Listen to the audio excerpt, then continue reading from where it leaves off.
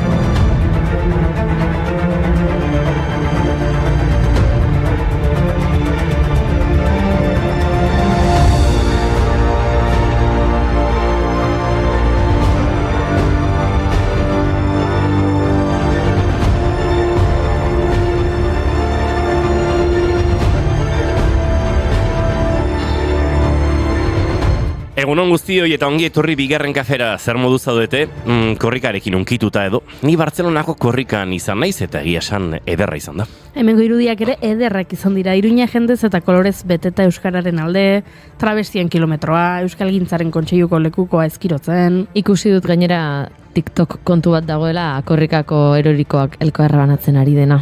Gaiztoa zarete benetan. Bueno, euskeratik baldin bada onartzen dugu ezta. Bueno. Fandango berri bat bezala, iraia berri baten bila.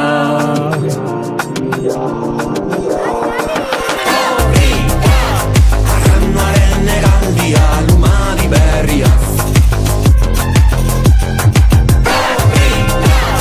Irrintzi zarra da hogaztetan, gailur berrietan. Basurdearen aztarna gara, elorretatikan, agurain aldera. Bagoizan, lainotu xamarra egongo da, baina egunak aurrera eginala hobera egingo du giro paregabea korrikan aritzeko. Bai, baina baliteke kantauri isurialdean anemenka euri apur bat egitea. Hori bai, temperaturak berdin jarraituko du agian apur bat beherago. Ipar mendebaldeko eta iparaldeko haizea ibiliko da. Eta bihar, asteartean giro eguzkitsua itzuliko da eta temperaturak gora egingo du, balio altuenak 18 eta 20 gradukoak izango dira. Urbilegi gaude gezurretarako, urbilegi gaude, baina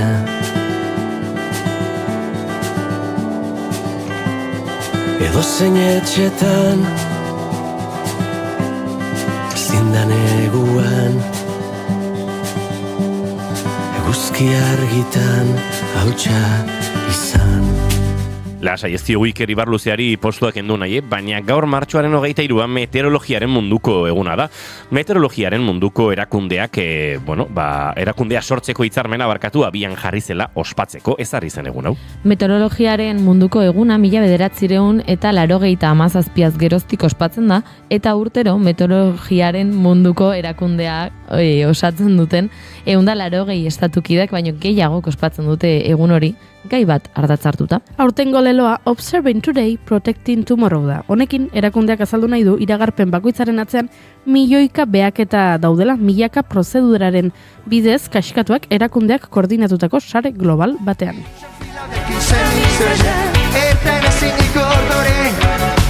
Amsterdam edo Osloko gomanillo naiz, elbideak horri dut autobusean. Merdinok gaiztu lertu bat besterik ez da izan, Gardino alderan arama. Leioren almohan ezerik aleskale goaz, ona zisto espektakuleton benelamei. Alagik aletapu espektakuloa, begiratzen erortzen ari den gaupe. Eta izen, non hitz egiten da eguraldiaz beste inon baino gehiago. Irratian baino askoz gehiago. Badakizu ez da. Igogailuetan, kasualitate edo ez, gaur igogailuen mundu eguna da. Bai, hau ere existitzen da. Esaten dute, igogailuaren munduko eguna 1853 ospatzen dutela, bidaiarientzako lehen igogailu komertziala agertu zenetik. Badakizu ezin izan zen Gipuzkoako lehenengo igogailua. Dokumentatuta dagoen lehenengoa 1884an instalatu zuten Donostian. Continental hotelean igogailu horrek mugarri bat ezarri zuen, garai hartan elektrizitatea edo urberoa edukitzearen aldera zitekeen luxu teknologikotzat jotzen zen. Continental hotela goi mailako hotel bat izan zen Donostiako erdialdean zegoena, Zubi eta kaleko 22. zenbakian. Aurrealdeak Kontxa pasealekura ematen zuen eta La Perla bainuetxea ere gertu zuen. 1972ko irailaren 30ean itxi zen betirako. Garestia da alokairua, salduz bizitza sinatuz hitza, ateazpitik fakturaren printza, jabearen dei bakoitzean, azkena helduko dela ikusten baduzu zuk. Hiru hondartza ez badira nahikoa, txalupa galdua kanta baratzeko, ze portua aurkituko dut nik gero nire harima sosegatzeko. Ikerketa batzuk diote igogailu batean gora edo bera egiten duten pertsonen bi herenek ez dutela elkarrekin hitz egiten. Agian horregatik da beharrezkoa igogailuetako musika. Muzak izena du musika mota horrek, 20ko hamarkadan sortu zuten George Owen Squire enpresa buruak sortu zuen. Enpresaren teknologiari esker kable elektrikoen bidez musika igortzeko aukera izan zuten, eta musika besteak beste etxe horratzetako igogailuetara eraman ahal izan zuten, bertan zeudenak lasaitzeko eta kabinako esperientzia hori nolabait hobetzeko. Hainbestekoa izan zen arrakasta 40ko hamarkadan enpresa eta lantegietan erabiltzen hasi zirela langilek produktibitatea handitzeko helburuarekin. Helburu hori lortzeko adituek esan zuten, abesti melodikoak aukeratu behar zirela letrarik gabe. Horrelako zerbait.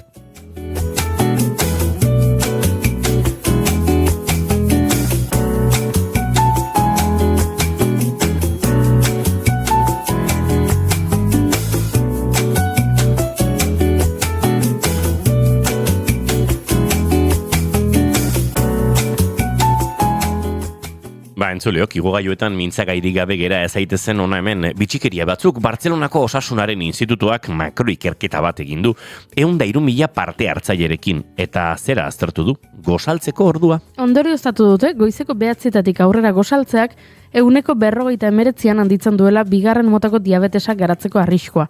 8 baino lehen gozaltzen dutenekin alderatuta, eta dena intsulinaren eragina omen da. Begira gaur gure sukaldaria dator gurera, galdetu beharko diogu ea zein ordutan gozaltzen duen, landerkornago dator eta 5. zaporeaz hitz egingo dugu, umamiaz.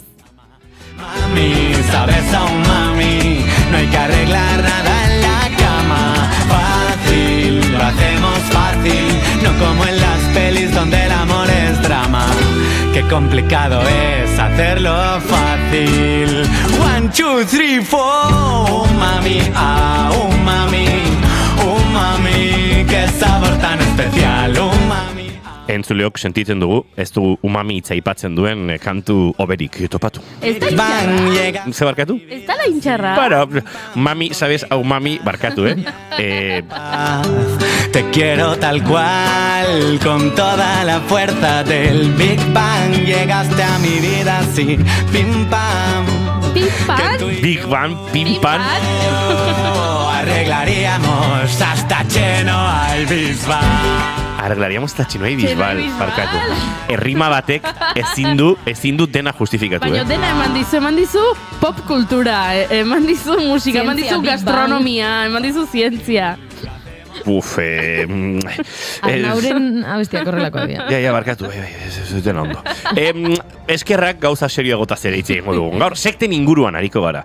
Guruak, liderrak, taldeak, kontrakultura, arriskua, soziologia, denetarik jorratuko dugu Eneko Iturberekin. Ez eta futbol talde bat sekta kontsideratu daiteke?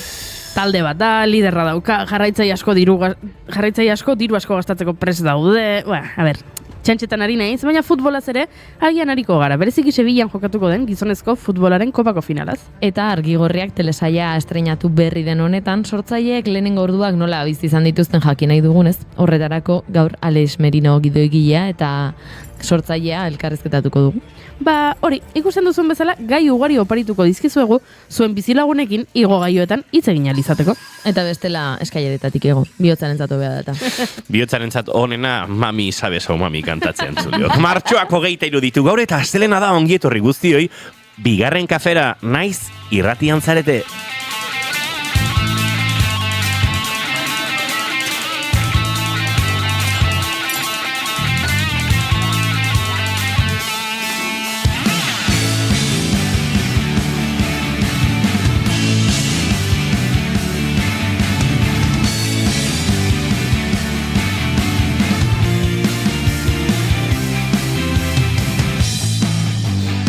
zuekin entzuleok June Romatet Ibarguren egunon. Egunon.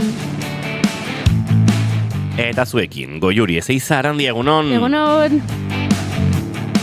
Izketan hori zeizuena Iñigo Asensio Ilurbide gaur bigarren kafeak 1150 garrena du, goizak 10:19 urrengo 2 orduetan zuekin bat egiteko asmotan ongietorri, bigarren kafean zarete bai, naiz irratian.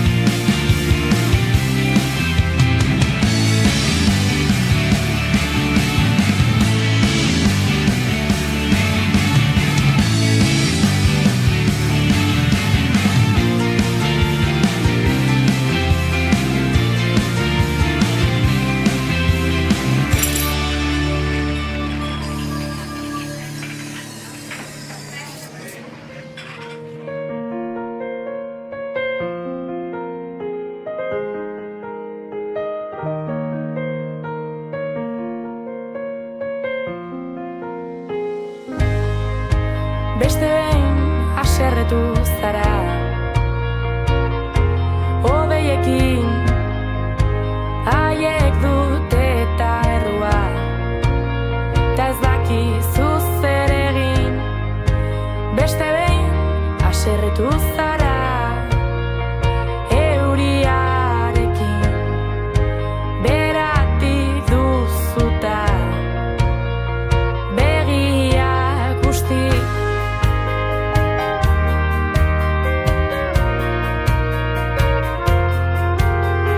Eta segituan Garazika Estaino lankidearekin egingo dugu bat, korrikaren burutik edo, baina guk maite dutak ere zuekin elkar banatu nahi ditugu, eta June Romatet Ibarguren zuri dagokizu, lehenengo maite duta. Nik esan behar konturatu naizela dantzatzen eginen momentuan, nik ez nukala maite dutik pentsatuta. Epa! Eta orduan, errexera jotzea erabaki dut, maite dut ikustea korrika non dagoen momentu oro, maite dut, aukera hori eukitzea 24. korrika honetan, ze noski hasiera batzuetan ez zegoen aukera hori, eta azken urteetan jarraitu ahal izan dugu edo zein plataforma edo telebistetatik, baino egia da ere eukidera asteburu honetan maite dut ez bat, izan dela sortu zaitela enbidia puntu bat, egon delako nire inguruan jendea asteburu pas antolatu duena Nafarro aldera eta Nafarroako toki ezberdinetan korrika harrapatu eta haiekin kilometrotxo batzuk egitea, metro batzuk baldin badia ere, eta toki ezberdinetan harrapatzen jutea zen ere azkeneko korrikan egunero egon nintzen, 23. korrikan egunero egon behar izan nuen lanazela eta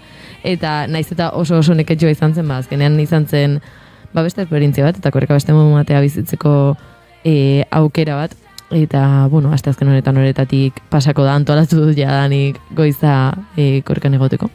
Beraz, maite dut erresa, baina uste dut euskal zale askorena dena egun hauetan. Zalantzari gabe orain txumetxoak ari gara ikusten, gure laborategi paretik. Korrika txikia egingo dute. Hori da.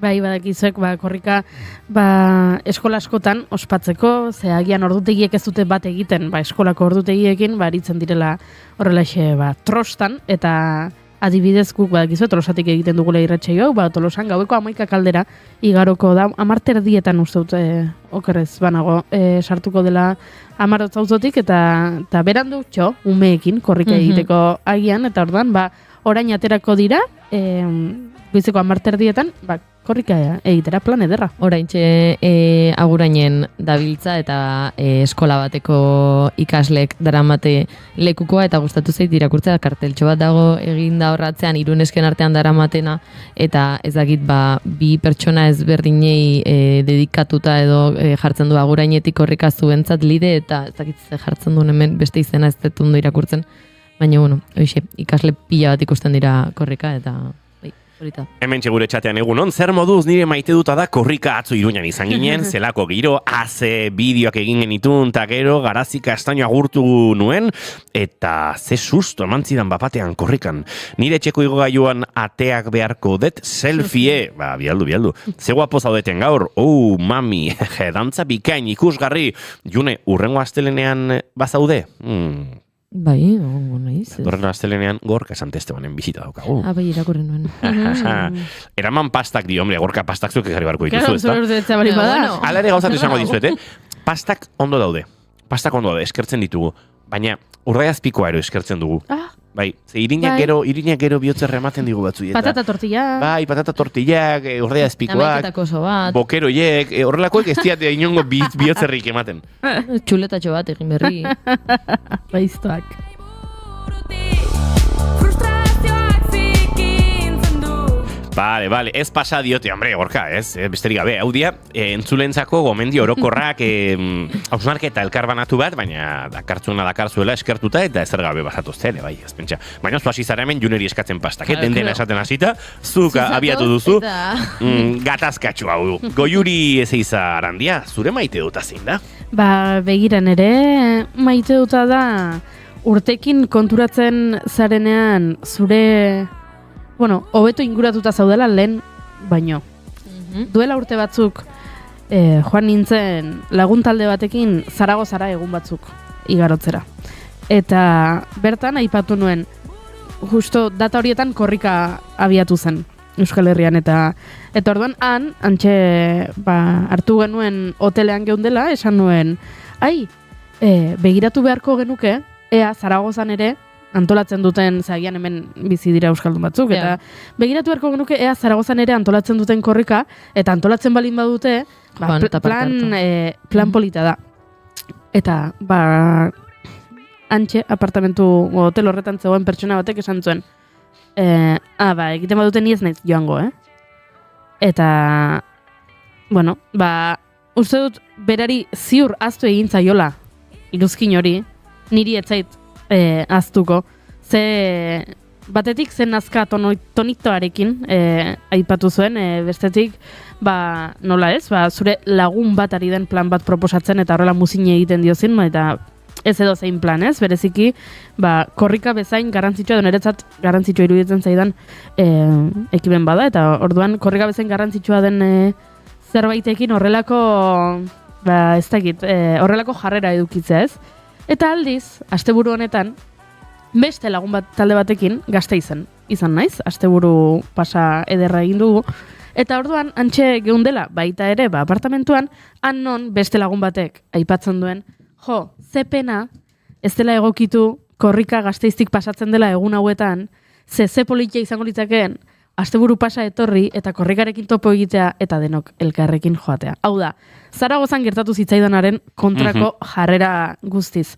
Eta nire maite duta da, sentitza edo sentitu nuela momentu horretan, hobeto inguratuta nagoela orain, bidelagun hobeak ditudala orain, duela urte batzuk nituena baina.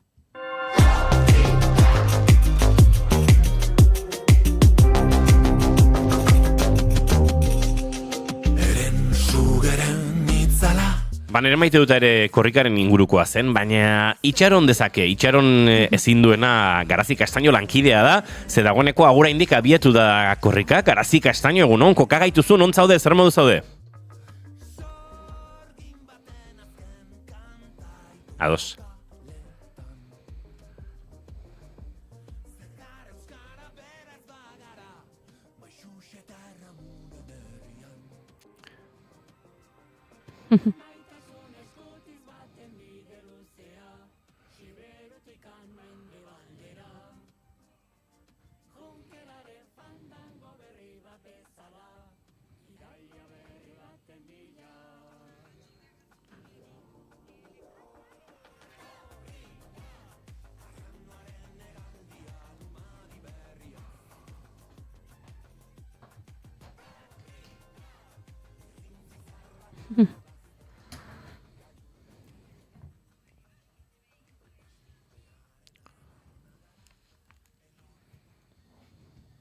Maletzen bigarren izena, June.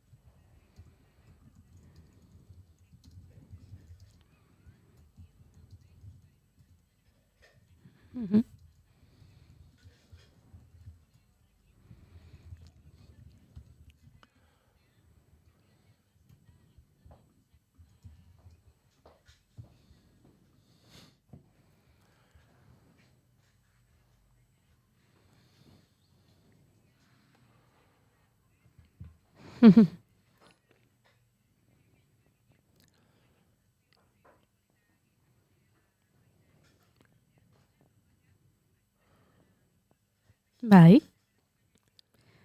Ez. Guk beroketak beranduxago egingo ditugu, ze orain hasi ezkero garazi, igual iluntzera iritsiko gara eska xamar. Beraz, ordu erdi lentxeago hasiko gara berotzen. Claro. Horri prestakuntza fisikoa ditzen zaio gehiago, ez da? Akaso baztertu duguna.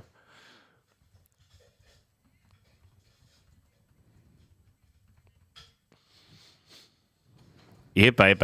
Aizu, ari gara ikusten hemen zuzenekoa esan da bezala, bizi doa korrika.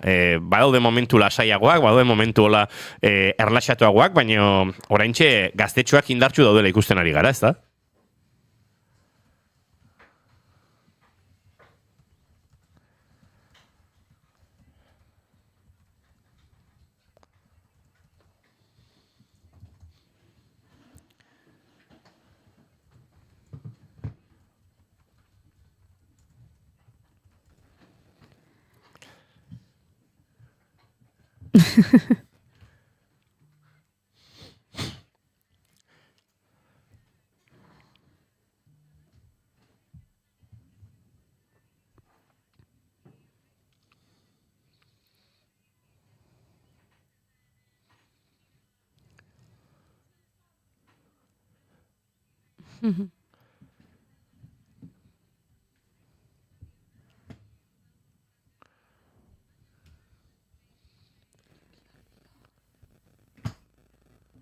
Bueno, Garezi, zu lasai egon esan duzu, harin dabilela korrika, eta ziztu bizian doala, eta gero mantxotu beharra izaten dela. Lasai egon, ze beti gertatzen da korrikan, edizio guztietan, herriren batean, bertsolariren batek lekuko hartzen duenean, probesten duela aukera, bertsoa botatzeko, eta orduan bapatean korrika egiten dela moteldu iaia gelditzeraino, eta ziur naiz, ez dakit non izango den aurten, baino gertatuko da.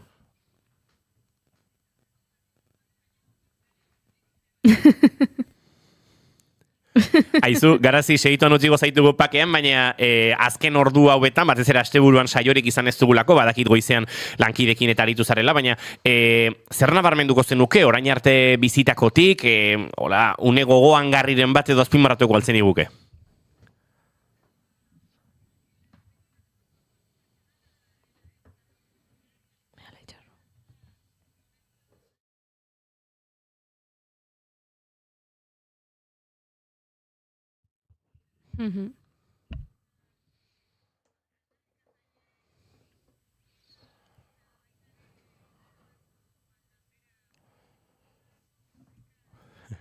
De polita.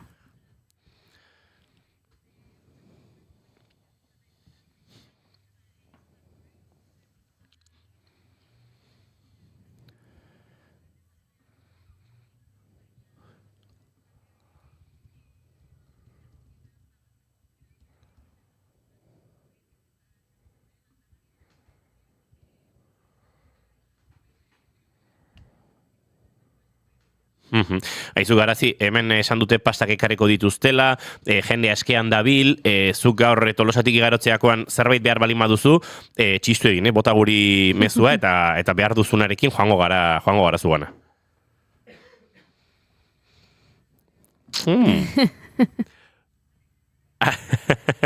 Zaindu Garazi eta bihar berriz ere egingo dugu konexioa zurekin eta kontatuko duzu nondik nora zabiltzaten.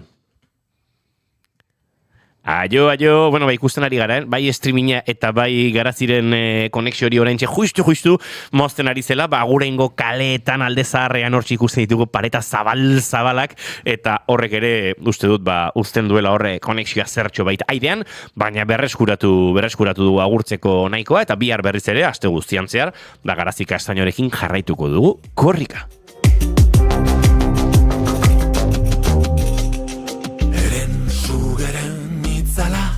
Santa Grazitikan zarra kastelura eta rigoraren auzolan eredua eskutik eskura hori ere bagara sorgin baten azken kanta itoizko kaletan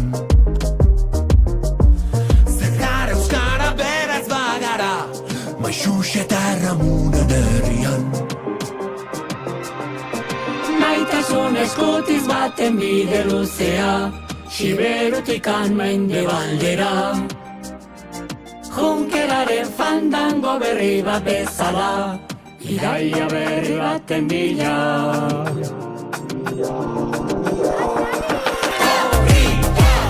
Arranduaren egaldia lumadi berriaz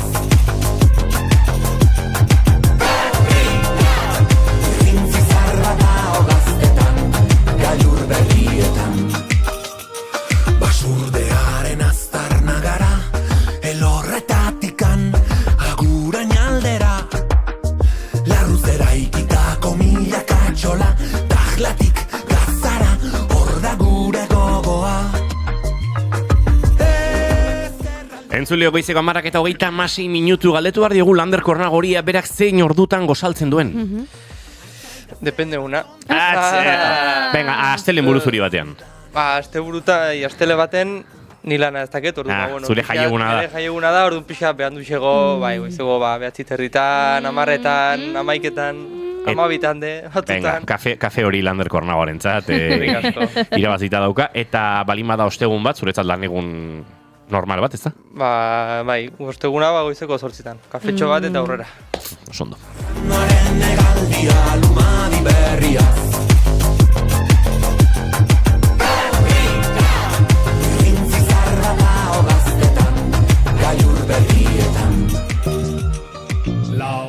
Tira, baliatuko du nik ere maite duta botatzeko, Garazi Kastainozke nuen itxaron arazi nahi, eta tira, nik ere korrikarekin lotuta, ustut lehenengo aldia gertatzen zaidala korrika bat Euskal Herritik kanpo ospatu behar izatea, asteburuan, Zubi osoan Bartzelonan izan gara, Julen Goikoetxea lankidea, Janire Arantzabe, Imanol Rubio, eta lauok esan ezinekin kontzertua genuelako korrikaren baitan gainera, Kant Baio izeneko espazio autogestionatu batean, oso leku eder batean, eta, bueno, maite dut asteburua, eta maite dut, larun bat hau bezalako egun batez, goizetik korrika, gure, ostatutik pasa, arropak hartu, joan Kan Baioran, Bazkaldu, Euskal Giroan, Bartzelonan, jende mordoa korrika, jende mordoa kontzertuan, egia esan, harima goxatzen duten egun horietakoak izan ziren, eta egia esan poz-pozi bueltatu gara bertatik. Nik zure story baten inguruan daukat lorea. Zertxo bat esateko. Historiaren lorea. Bulego honetatik kanpora doala hori zen Romatet, eta orain dira 3 jubilatu jarri zenuen, eta idatzi nien Julenei, hori zukera bitzen zenuen salia da, hemen nahi dia Julenek Bartzelonan ere abilitu, Romatet. Bueno, Julen, hauza bat. Bai, gal gehiagitxo. Bai. Ez dakit entzulea ulertzen ari den oso ondo, baina nola baita esateko Julenek Junerekin sartzeko erabiltzen zuen Romatet, ez dugu txetasun gehiago emango, baina ziria sartzeko edo pixat berarekin sartzeko erabiltzen zuen esaldi bada, eta pixat Romatet edo June edo Imanol hain euskeraz jatorra den esaldi hori, pixkat bestiok ere, barneratu dugu, norbait ikusten dugunan, han Fernandino. Hortxe utziko dugu June. Bai, hola utziko dugu. Julen ipurdi biztan ez uste aldera, esaten dut. Bueno, ni Julen da, pasadena ni hemen egon gabe. Entzuleo goizeko 10:29 minutu, ere maite duta horixe, Bartzelonan, Euskal Etxearen baitan izandako, ekitaldi ederrori, asteburu pasa ederrori, jende ederrarekin, txiste txarrak barra bota ditugu, ez dakit nor gehiago, denok ez dakit nola izateko denok ere moldatu gara, txiste lehiaketa horretan parte hartzeko, eta par asko eginda, asko janda, asko edanda, eta parrandako eskorra eginda, jende asko, zoritxarrez, korrika jende asko, baino kaleek hori albidetzen dute, eta egia esan jendetza zegoen, oso giro polita zegoen, jende gazte asko, unibertsitate giroko jende pilo bat, baina gero zoritxarrez kontzertuan ezin izan zuen jende guztiak sartu, da jende asko kanpoan geratu zen, zai, nolabait sarrera gabeko kontzertua zen, beraz, sartu atera bat egon izan balitz, jendeak igual sartzeko aukera izango zukeen, baina orokorrean barrura sartu zen jendea hor geratu zen, eta tira, kanpokaldean espazio autogestionatu honek baditu alako grube batzuk, eta hor bazegoen egotea, eta polita izan zen, baina bai, pena da, ze badakite, esaterako gure zaleren batek ezin izan zuela sartu, hilaran egotea okitu zitzaiolako, eta tira, polita, jendetza, baina esan da bezala, kanpoan geratu zen jende horri ere nolabait barkamen askatu beharko diogu, antolakuntzak abisatu zuen horrela izango zela, mundu guztiak bazekien, baina saiakera egin zuen jendeak, eta batzuk ezin izan zuten sartu, eta horrek pena puntu bat ematen digu, baina tira, han ere esan genien antolatzaile itzuliko garela Bartzelonara nahi dutenean jotzea eta moldatuko garela. Goizeko 10:40 minutu eta noski Lander Kornago behar bezala aurkezteko, honako kantua. Umami jarri behar duzu, Hori gero. Ez da honen bale, entretenitzen gera girote balde, frenorik gabe, talda pandera, norabiderik gabeko dela, batzutan negar bestetan algara, dudan egunaren arabera, goizero, batzuetan... Entzuleok dena itortzen hasita gaurko bigarren kafea bikoitza da. Zenik oraintxe, laugarren kafea behar dut. 10:40, Inigo. Laugarrena? Pasako duzu, hori galdetu nahi nuen, bazkalo ostean hartuko ziurrenik, hau izango da hartuko duan azkena. Bost arte, lau esan zigun, erizain batek. Lau bost, ez? Lau. Hiru lau. Gero siesta. Zer dutan pasatzen da korrika? Maiketan. Bueno, esango nuen, segun zer dutan, kafe bat korrikaraino aguantatzeko, eta zek... Akatu nire gorputzak oraintxe beste lau kafe hartuta ere lo egingo luke, azpentsa. Gero, kafearekin beste kontua dago hemen, ez duguna kontuan hartzen, eta da kafeina konsumitu egiten dela, kirola egitean esaterako. Beraz, ez da gauza bera, bost kafe hartzea, egun osoa, konsumorik gabe eta ariketa fisikorik gabe igarotzen baduzu edo bost kafe hartzea baldin eta kirola egiten baduzu, eta beraz ez da dena absolutua. Nik kafe oso motxa hartzen dut eta... 10:30 bitarte zenbat kirol egin dezu lau kafe hauen konsumiziorako. Xehetasun guztiak ez dizkizuten mango June. Bueno, pasa. 0 kirol egin dut gaur goizean. Justu, jeiki, arropa jantzi... Eskaiera geistea eta onaino iristea, bai. Bizitzako horretiatzen denaren. Lander Kornago, zer modu zaude ondo? Bai, barkatu, orain bai, mikro erikita. Oso ondo. Bueno, apostean gara, jertxe doktora ekarri duzu, urdin oso polita dauka, Bai. Bia, tamen entzungo duzu akasio gure mikrofonoetan entzuleok? Goiuri korrika doa kortina irekitzera, badator korrika txikia antzat txaranga eta goiuri pozik. Oraindik ez da korrika pasa eta goiuri ja pozik dago. Bueno, egia esan bizipoxa ematen du, bai. Goiurik atzeko ate iriki nahi du, eta txarangaren atzitik saltoka joango zaigu. Bueno, Lander Kornago ondo dago, pozik dago, eta aizu, benetan, jertxearen kolore hori oso polita iruditzen zait. Ez dakit hori Pantonean zer den, urdin, lila puntxu bat daukan urdina. Bai, egia esan ezakin nola eskribitu, baina bai. Ez, guzen zait, daukan moretik. Daukan moretik zerbait, bai, ez bai. Pixka baka, bai. Bai, oso polita da. Tira, agian umami ere pixkat more imaginatzen duzue? Ez nuen inoiz pentsatu, eske ez dakit. Galdera oso irekia Igual ni oso pertsona sinestesikoa naizelako. Erantzungo dizut hori Landerrek azalpenak ondo eman. Ados, nik umamia pixkat more visualizatzen dut. Bai. Ni esan, baietz? Bai. Ui, Dios. Baino... Astelena goizeko, 40-44 minutu zuzenean, Goiuri ez eizarandia, eta biok, ados gaude. Bai, nik uste dut... Baino, ados gonden, Goiuri. Zeratik, baino. Oso momentu politizaten ari da. Non bait ikusi dugulako. Zer? Morea. Mia morea dela. Non ikusi dugu. Ba, uste dut non bait ikusi dugula. Bai. Bai. Ados gaude eta hori da garrantzitsuena. Bueno, umamiaren inguruan hitz egin behar dugu, eta umamiaren inguruan hitz egiteko Lander Kornago, Goiurik topatu du kantu puxka bat. Ikaragarria. Umami Arnau Blanc. Bai, hemen daukat, lasai. Yo que dije que no haría canciones de amor, ahora suelto frases cursis para decir cuánto te quiero. Yo que dije que no haría canciones de amor, ahora hasta te llamo Cookie. Pixka falta zaio orain. Pixka falta zaio umami esateko. Arnauk inoiz izan du ez duela amodio kanturik egingo? Bere kanturen batean esaten du? Bai. Criterio.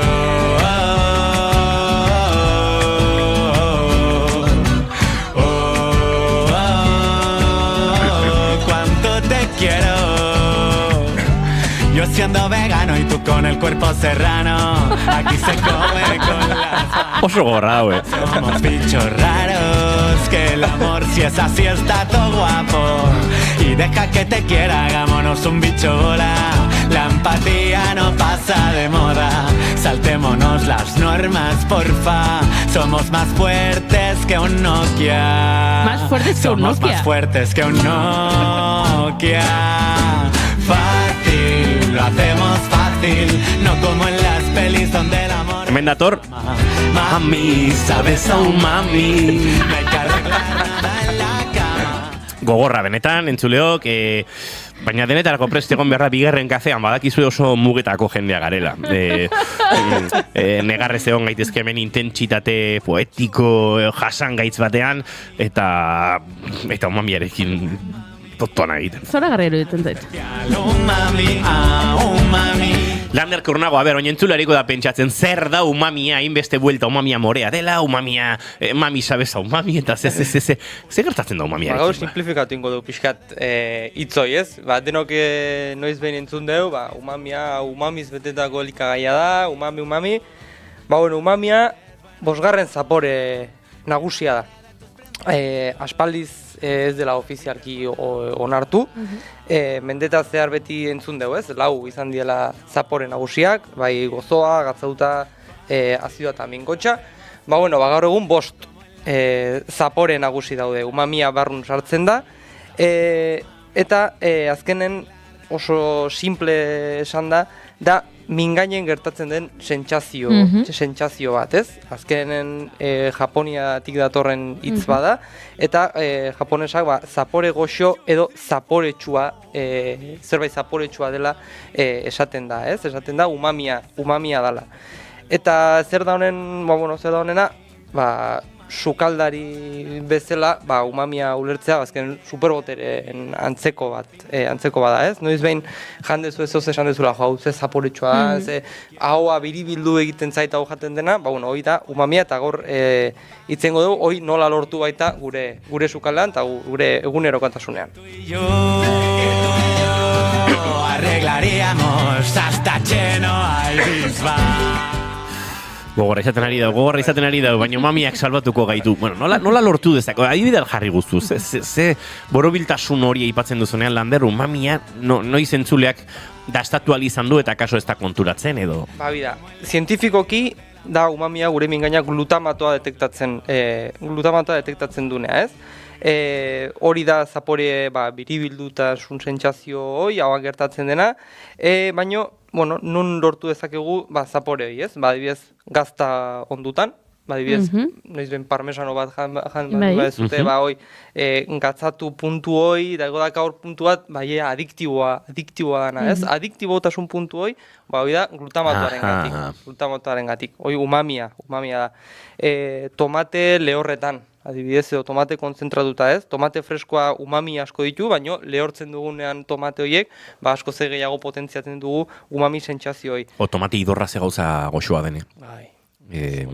Hola, ez dakit, pixkat, pasa formatzen duenean, edo hori da normalen, eguzkitan lehortzen den tomate hoi, justu goxotasun hoi, azukre guzti kontzentratzen ditu, ura galtzen du, eta umami zapore hoi edo sentsazio hoi, multiplikatu egiten du olako. Bada beste produktu bat, akaso entzulek ezagutuko dutena, pixkat, sushiaren giroan asko jaten duguna, baina baita produktu gehiagorekin, eta da soja. Soja, azkenen soja saltza, ez soja grano bezala, ezik eta soja saltza bihurtuta, azkenen hartzidura prozesu oso luzea du, urtez hartzen den prozesu bat, eta azkenen umami sortze hori daka prozesu guztia. Horratik beti esatea, igual, sopa bat iten baldin bazu, gadotxo bat, da soja puntu bat bota sushian, sushi bat, sushi pieza jaten baldin bazu, soja murzitzen baldin bazu, beste karakteristika, eta adiktasun puntu hori. Hori da, adiktibotasun hori edo, erabat nabaritzen da hor. Soja mai gainean baduzu dena bustine duzu sojan. Askotan gehiegi ere bai. Ze ikaragarrizko jaki aberatsak izan daitezke eta igual gehiegitxo bustitzen dugu eta zaporea... Eta zaporea astaltze egiten dira eta gazzitasuna junita. Berez ikututxo bat behar luke, ez? Ikututxo bat. Azkenen umamia eta glutamatoa beti oso neurri eskaxan landu behazu, ez? Azkenen baita igual asko ikusten da glutamato, ez, jendea, urte askotan esan da, glutamatoa txarra da, glutamatoa, eta pixkat beldurra sortua glutamatoaren inguruan, ez? Azkenen industria guztik frigitu guztitan, patata boltxetan, olako gozetan, beti jartzen du glutamato monosodiko. Azkenen zapore potentziadore bat da. Baina, naturalkide bai lortu dezakegu olako elikagaietan, ez? Aragi eta arrain onduak, adibidez, urdaiazpikoa. Rei indiskutible, ontaz, glutamato betetako elikagaia. Oain justu temporadan gare, antxoak ebai. Antxoak gatzetan egunako antxoak ebai, umami asko dakaten elikagai bada, pretxikok adibidez. Bereziki xitake pretxikoa, baina boletusa edo zein pretxiko bai, umamiz betetako elikagai bada. Eta hau ja pixkat eksotiko jartzen, konbu alga bai. Ze ona. Hoi Japonian asko erabiltzen da dashi egiteko alga bat da, eta baita glutamato natural zamagutxa dakan elikagai bada, ez? Hau dena esan da, nola erabili dezakegu hau gure sukaldaritzan, ez? Oin dela 2 aste baita hitzein genuen, azkenen kolorea zaporearen sinonimoa dela, azkenen sukaldaritzaren oinarriko badala, ez? Azkenen aragia ondo gorritu, barrazkia koloreatu, sutan fuerte eman, azkenen umami konposatu sortzen ari gara, glutamatoa sortzen ari gara, dozein, depende zer, elikagaietan. Hortxari dira, aurrak gure laborategi paretik igarotzen, ate irikitzen baduzu juni igual entzun egingo ditugu, hementxe pasaera horretan, eta... Azkar hauek ere, Eizu, uste dut maratoien kontu hau eskutatik joan zaigula, korrikan ere abiadura izugarria. Antxe doaz. Eta estemietik ikusten gaituzuenok, ikustezakezue, hemen Andra bat pare-parean geratu dela begira, pozik, pozarren. Nire heziketa fisikoko irakasla pasada oraintxe bertan. Haze oroitzapenak. Antxe doaz denak, ize pozik. Esan bezala, abiadura... Joxa, marran indarra dago hemen, gaztetasunaren indarra dago hemen. Zalantzarik gabe, tira, pasa dira, eta gaur Tolosa inguruan ere, bueltak izango ditugu hainbat momentutan, baina, tira, Lander Kornagorekin umamiaren inguruan ari ginen, eta umamiaren inguruan jarraituko dugu, aipatzen ari zinen. Ze garrantzitsua denez, kolore zapore harreman hori, aipatzen zenun, aragia gorritzea, barazkiak nolabait koloreztatzea. Nola koloreztatu? Zer den koloreztatze hori, esango dugu nolabait, saturazio ematea, ez? Koloreak biziago jartzea. Berdea dena berdeago eta gorria dena gorriago, eta hori zartarian indarrez edo eragin ez. Salteatu puntu hori eman, eta listo, hori lortuko genuke gure umami puntutxo bat, ez? Beste kombinazio bat, azkenen umami sinergia deitzen duguna, ez? Azkenen zuk bi elikagai kombinatzen badituzu biak umamiz oso sakona direna, bazkenen multiplikatu ingo zure sentsazio hori, ez? Adibide klasiko bat, xitake pretxiko eta konbu alga adibidez, ez? Daxi bat egiteko edo kadotxo bat egiteko, lo que sea. Hau igual oso urrun gehatzen zaigu konbua eta hemendikan lortzea pixka zaila da. Baina guazen pixkat gure terrenora, ez? Tomate saltsa batekin. Tomate saltsa batekin, tomate pixka bat bota eta bi antxoa min bota. Eta horrekiko dugu gure sinergia. Honek ez uki... Zer bota dioztu tomateari? Antxoa. Ados? Antxoa pixkat.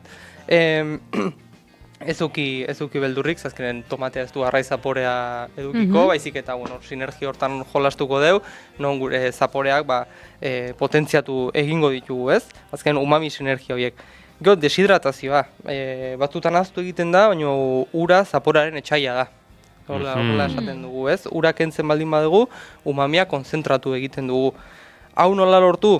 Hemendik 2-3 hilabetea tomatea hasiko da hemen, arratzetikan tomate batzuk hortu, erditikan moztu, olio eta gazpintxin bat, eta labean sartu 1 graduta, ordu pare bat gutxi gora bera. Tomate konfitatu egingo dira, eta gure bereien esentzia guztia hartuko dugu, beraien umami guztia gorde egingo duguan. Beste ejemplo bat, salda bat egiteko, ez? Azkenen salda bat, tipikoa, nebera ez uzgailu hartu, eta dakoan guztia hartu, benga, hau txarra jarriko zai, eta hau ez, hau benga, dena potea. Ura bota eta jazta, eta hor gertatzen da sopa zikin bat, erretezula hostia, jateko kontu. Eta hor pixkan izuzgaiutatik bidatzen, ikustezu zure parmesano azala. Hoi bota ingo zenula, ez duzelako jango, saiatu sopara sartzen. Hor pixkat egosten joan ala, bere umami guztia, bere glutamato guztia desegingo da, eta sopara emango du. Hau azkenen baita beste, aprobetxatzeko beste modu bat, ez? Normalena dela beti azala botatzea, inorek ez du jaten, ezin da jan. Horrekin jolastuko dugu eta horrekin sopa bat egingo dugu bai. Beste ukitu bat emango jo. Eta baita, igual soja saltsa zurrusta txiki bat bota baita. Salda hori, glutamatoa pixat sinergia ere egiteko.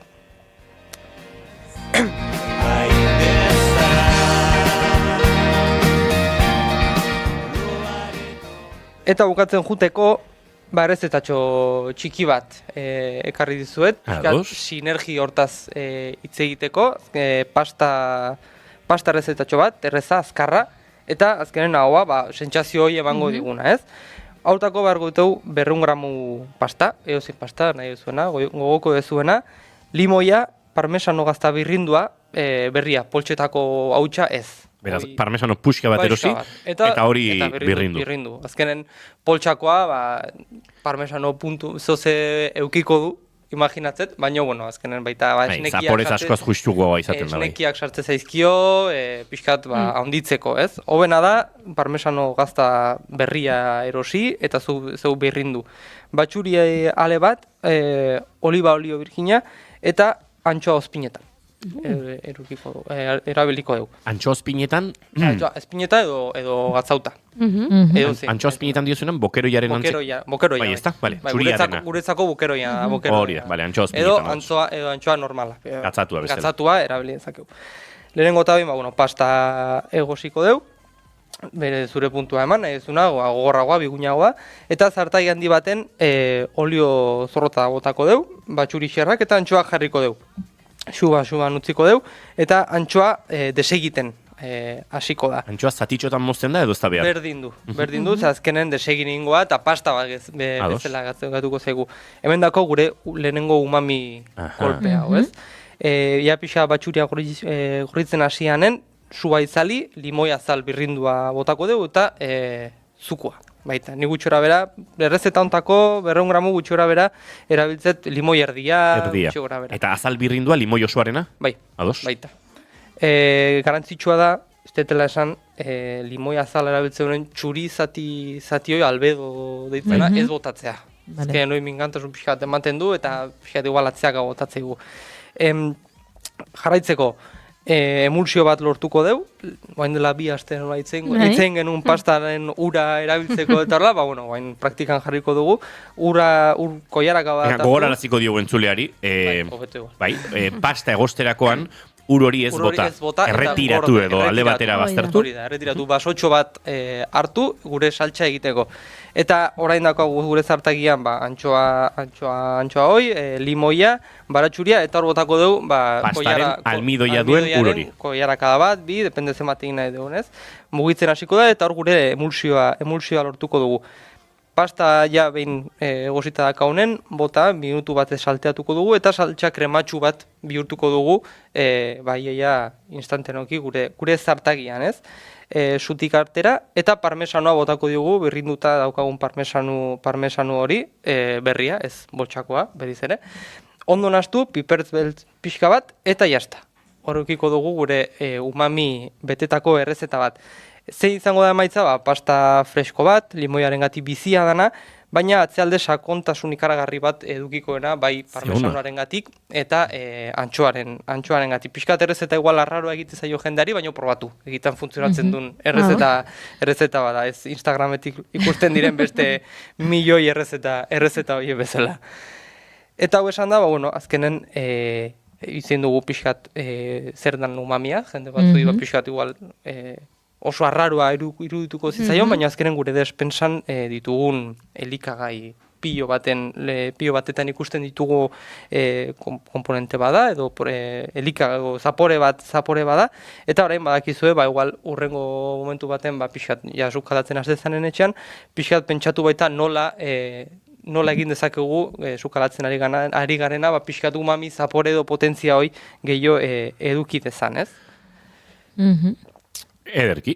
Hortxe daukagu errezeta, hortxe daukagu umami zapore izango duen pasta plater hori, eta esan da bezala, naiz eta umami askotan lotzen dugun, Japoniako sukaldaritzarekin eta soja saltxarekin, eta aipatu dugu ez, bertako algekin eta gure produktuekin ere egin daiteke, lortu daiteke, nolabait ekarri daiteke lehen planora umami zapore hori. Azken da pixatu lertzea zer dan umamia, nun ikusten dugun umami elikagaietan, eta pixkat horrekin jolastu. Azkenen jolastea da probatzea. Beraz, nolait esango dugu, ez dela irisezina den edo lorrezina den zerbait daizik, eta erretx xamar borrokatu dezakegun zapore bat. Egunerokotasunan dakoagun zehoze. Bakarrik latruko puntu pixka bat, jakinez gero, bin sukaldatzen hastezanen, erresagoa izango zaizula, pixkat identifikatzea da, ez probatzen zuen, igual umami puntu badaka, ez, eta pixkanaka hori azkenen jolastea da probatzea. Pentsainik soja sukaldaritzan desentera biltzen dut, barazki batzuk edo salteatzerakoan, edo asaldaren bat prestatzerakoan, izokina kanpotik gero sopletearekin seiatzerakoan edo, pixkat emateko, baina antxoaren trukoa enuen inoiz entzuna, eta hau probatu barra daukat. Azkenen beti antxoa gatzetan jateunen pixkat olio batekin beti hori adiktiboa da. Ezin dezu gatu, ezken horregatik da, borobiltasun horrengatik, gizake asko guztua dezaio sentsazio jaun edukitzea, eta horregatik asko gustatzen zaigu olako gozak. Eta horren, tomate saltxa, probatu antxoa txiki bat gotatzea. Mila esker, Lander Kornago, aste pare bat barru edo, berriz ere izango dugu elkarren. Zaindosko, entzulio goizeko 11 eta 2 minutu eta bagoaz azken ordukoaren bila, Lander Martínez lankidea estudio zentraletan dugu, eta Lander nahi duzunean. Egunon hemen gadoz albistegiarekin, eta hasiko gara Israelek eta Ameriketako Estatu Batuek Iranen aurkasitako gerraren ondorioak herritarrentzako gero eta nabariagoak direnean bakearen ekonomiaren aldeko lidergo politiko sendo baten falta egotzi dirako Euskal Herria Bilduko Peio Etxendianok Imanol Pradales lehendakariari eta kritikatu dio bere gobernuko hainbat ordezkarik armagintza sektoreari agertutako babesa. Bere blogean argitaratutako artikulu baten bidez, bakearen ekonomiaren aldeko apustua berretsi du Etxendianok, Lakuako gobernuak haren iritziz egin ez duen bezala, Otxandianoren esanetan lehendakariak ez du hitz argirik, esan gerra ekonomiak gure industrian eragiten dituen kalteen inguruan. Ez da ikusiaren aldetik jarrera garbirik Europako autonomia estrategikoaren alde, ez da hiru trantsizioen bidezko berri industrializazioari heltzeko ere. Uste du Otxandianok Ameriketako Estatu Batuen kanpo interesei lotutako armagintza industriaren alde lerratzea akats estrategikoa dela. Zentzurretan Mikel Torres lehendakari orde eta PSeko kideak otsailean armagintza industria babestearen eta garatzearen alde egindako adierazpenak ekarri ditugu gora. Otxandianoren ustez, Ameriketako Estatu Batuen politika belikoekin bat egiteak ondorio negargarriak ekar ditzake gure herriko industriarentzat. Bestalde, baina honekin lotuta, errenta aitorpenaren kanpaina berriari begira, eragozpen fiskala egitera deitu dute talde antimilitaristek gastu militarrek suposatzen duten dirutza salatuz eta desobedientzia zibilera deituz. Gerrara bideratutako gure zergen zatia benetako bakea erekiko duten proiektu eraldatzaietara desbideratzea proposatzen dute Euskal Herriko talde antimilitarista. militaristek. Segurtasuna eta eskubide sozialak bermatzetik urrun, joera militarista honek esparru militarrera gero eta oinarrizko baliabide publiko gehiago desbideratzea dakarrela salatu dute, ongizate soziala murriztuz eta bizitzari eusten dioten sistemak ahulduz. Ondorioztatu dutenez, militarizazioak oinarrizko eskubideak urratzeaz gain haustura sozialean sakontzen du eta bazterketa eta indarkeria normalizatzen dituen eredu politikoa finkatzen du. Testu inguru honetan, eragozpen fiskala etorkizun alternatibo bat eraikitzeko tresna kolektiboa dela ekarri dute gogora, gerra finantzatzen duten gure zergak mundu bidezkago baten alde jartzeko. Eta ekonomian, Musarte enpresak Orozkoko plantan 100 lanpostu berri sortzeko asmoa du. Aiaraldean eta Arratian Nerbioi eskualdean 100 milioi eurotako fakturazioak aurre ikusi ditu. Urtean 40.000 tona Kanarietako platano ontzidatzeko proiektua da. Orozkoko instalakuntzak bisitatu ditu Amaia Barredo Lakuako elikadura sailburuak azken egunetan. Fribasa Euskal enpresak sustatutako proiektua da Musanorte eta Lakuako gobernuak 2,2 milioi euro eman dizkio proiektuari. Musanorte Kanarietako kalitatezko platanoaren heldutze eta ontziratzean aritzen da elikadura katearen kontrol guztiak eramaten ditu. Eta abaitzen joteko azken hamarkada, inoizko beroena izan da OMM munduko meteorologia erakundearen arabera 2015-tik 2025-era historiako urterik beroenak erregistratu direla, baieztatu du erakundeak. Klimaren egoera globalari buruzko txostenean OMM kohartarazi du 2025 izan dela bigarren edo hirugarren urterik beroena, duela 176 urte temperatura neurtzen hasi zenetik. Izan ere 2025ean ozeanoek metatutako beroa errekor berri batera iritsi zen eta berotze ritmoa bikoiztu baino gehiago eginda azken 20 urteetan 1960 eta 2005 aldiarekin alderatuta. Ondorioen artean txostenak honako hauek aipatzen ditu: itsas ekosistemen degradazioa, biodibertsitatearen galera, ozeanoek CO2 xurratzeko duten gaitasunaren murrizketa, ekaiz tropikala areagotzea eta urtze prozesua bizkortzea eskualde polarretan. Goizeko 11:05 diren honetan ez dugu aparteko gertakaririk nabarmentzeko euskal errepideetan, lasaitasuna dugu uneotan, beraz seinalea bigarren kafeako gankidei itzuliko dizuegu, gero arte. Eskerrik asko Lander Martínez, errepideak lasai dira, korrika igarotzen ez den tokitatik. Leku horietan errepideak euskarak hartu ditu eta horrelaxe behar du gainera. Guk aurrera egingo dugu entzuleo goizeko 10:06 eta segituan gure hurrengo gonbidatua aurkeztu behar dizuegu. Badirudi mundu guztiak dakiela nora doan, hainazkar korrika eta ni hemen gaur ere berriro geldi. Ezin segi abiaduraren aria, baina denek espero dute. Euskal Herriko ikusentzunezkoen munduan azken urtean argi ezberdinak piztu dira. Batzuk drama kutsua izan dute, beste batzuek umorea zer pentsatua eman digute askok eta gehiengoek euskara ere eman digute. Pasaden astean beste argitxo bat piztu zen, eta euskarazko beste telesail bat emititzen hasi zen primeranen, Argi Gorriak. Guztiak gezu rezkoak dira. Familia desegituratu baten bizipenak ikusiko ditugu thriller kutsua duen humorezko atal bakoitzean. Aitak familia abandonatu zuen 5 urtetara itzuliko da, baina zailtasun handi batekin. Hitz egitea eta ia mugitzea eragozten dion iktus batek jota itzuliko da. Hau guztia gutxi ez eta bala bat topatuko dute etxera iritsiko zaien afarian. Ez dakitzen baden bora daramadan hemen. Itzi Arrituño, Nerea Sanz, Arnatz Puerta, Inigo Gastesi, Yang Xichen eta Inigo Rodríguez dira besteak beste protagonistak eta lehen 2 atalak ikusgai daude jadanik primeran plataforman. Ikusi ez badituzue gaur spoilerrik ez egiten saiatuko gara, baina mundu honetan barneratzeko gaur gurean da Alex Merino, Argi Gorriak telesailaren gidoigilea eta sortzailea. Egun honetan ongi etorri, Alex. Egun hon, ni esker. Bueno, lehenik eta ben bai galdetu nahi genizula, esan dugu primeranen daudela lehen 2 atalak ikusgai, zuek nola zaudete estreinaldi honen ondoren? Aurreko astean izan genuen aurkezpena, eta urduri xamar ginen hasieran, ez, nola jendeak nola hartuko zuen, baina harrera kristona izan zen, barre pila, estena erditan ere txaloak entzuten ziren, así que unkituta benetan. Horixe galdetu nahi nizun, asteazkenean lehen 3 atalak okerrezpanago emititu zenituzten eta publiko aurrean, horrek ere laguntzen du agian primeranen lehen atalak emititu baino lehen lasaitzeko edo? Bai, zalantzari gabe, bagenekien gustatuko ez dula, oso divertigarria da, umore asko dauka, baina bueno, ez dakit ikusi dituzun lehenengo atalak, edo? Bai. Orduan, badakizu askotan, pizkatxo bat, mugaraino iristen garela, ez? Bai.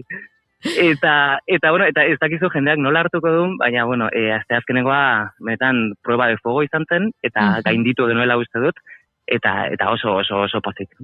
Geroko komentarioarek oso onak izan ziren, así que benetan ondo, eta, bueno, zuen iritzia jakiteko irrikitan nago, ere, bai?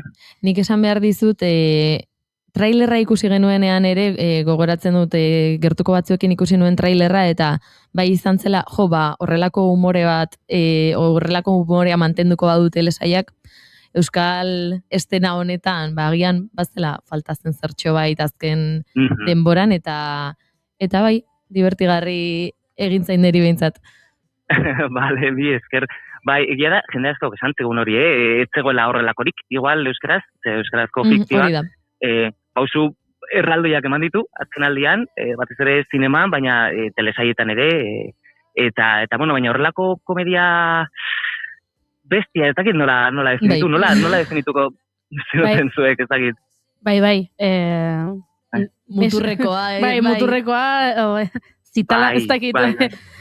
Nik Alex galetu nahi nizun, ea agian kursalen gertatuko zen, zuk espero etzen nuen uneetan egin zuela barre jendeak. Hori ere gertatzen da, agian zuk espero duzu, txiste honekin egingo dute, baina honekin agian ez, edo hau ez da inbarregarria eta bapatean jendeak barre egiten du, hori gertatzen da?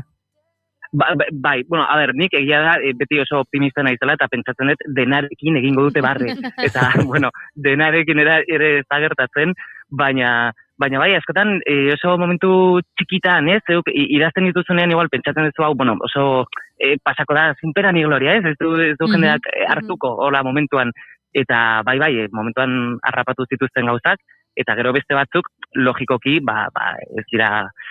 ez dute berdin funtzionatzen, baina orokorrean, benetan, iaia denarekin barre asko intzuten, eta oso momentu pozgarria izan zen.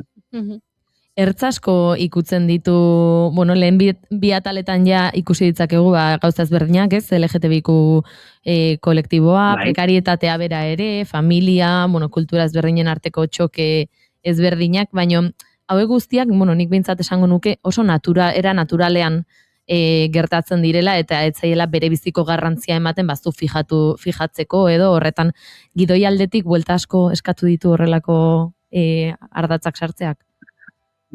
Egia esan ez, bagenekien oso asunto serioak jartzen genitula mai gainean, baina beti hasieratik izan zen helburua gai hoiei errespetua kendu, eta era hontan errespetua erakusteko era bat da, ez? Ez dakit ulertzen da, baina pizkat gure lagunekin eta gure inguruan nola gai hauek nola hitz egiten ditugun hori trasladatu nahi genuen telesaiera, eta denei eta denoi barre egin, eta uste, era hortan askoz ere naturalagoa gertatzen dela dena, eta hori, eta gainera batez ere, pentsatu barra ere telesai hau familia protagonistaren ikuspuntua daukala, ez? Orduan, desente ergelak dira, beraiek. Horrik uzten digu pizkatxo bat margena, ez? Haien begitatik barre egiteko. Baina bai, uste, mundu guztiari errespetu berdina diola, ez? Telesaiak, bai. Gutxi edo asko, baina, berdina. Sortzaile bezala, galdera egin behar dizut, ez du testu ingurua aipatuko spoilerrik eta ez egiteko, baina egia da fatxek hobeto idazten dutela? Bueno, ez. Gainera telesailean esaten da oso ondo idazten dutela, ez hobeto. Egia da, oso ondo ez hobeto, egia da. Bai, bueno, batzuk bai, beste batzuk ez dakit. Gauza batek ez du besteak entzen ez, baina, bueno, pentsa, ez dakit, Vargas Llosa, idazle oso ona, tipo, bueno, ja hori airean utziko dut, nahi zartu nahi. Derrame bat eman dio, zeure semea da, hortik atera zan. Bai, baina gero hor sartu zen. Bala da. Aiba, hori ez da? El maricón de Aida. Es que no sigo mucho la ópera. Elena. Nire bizitza gustatzen zait. Nire bizitza normal eta aspergarria. Baina...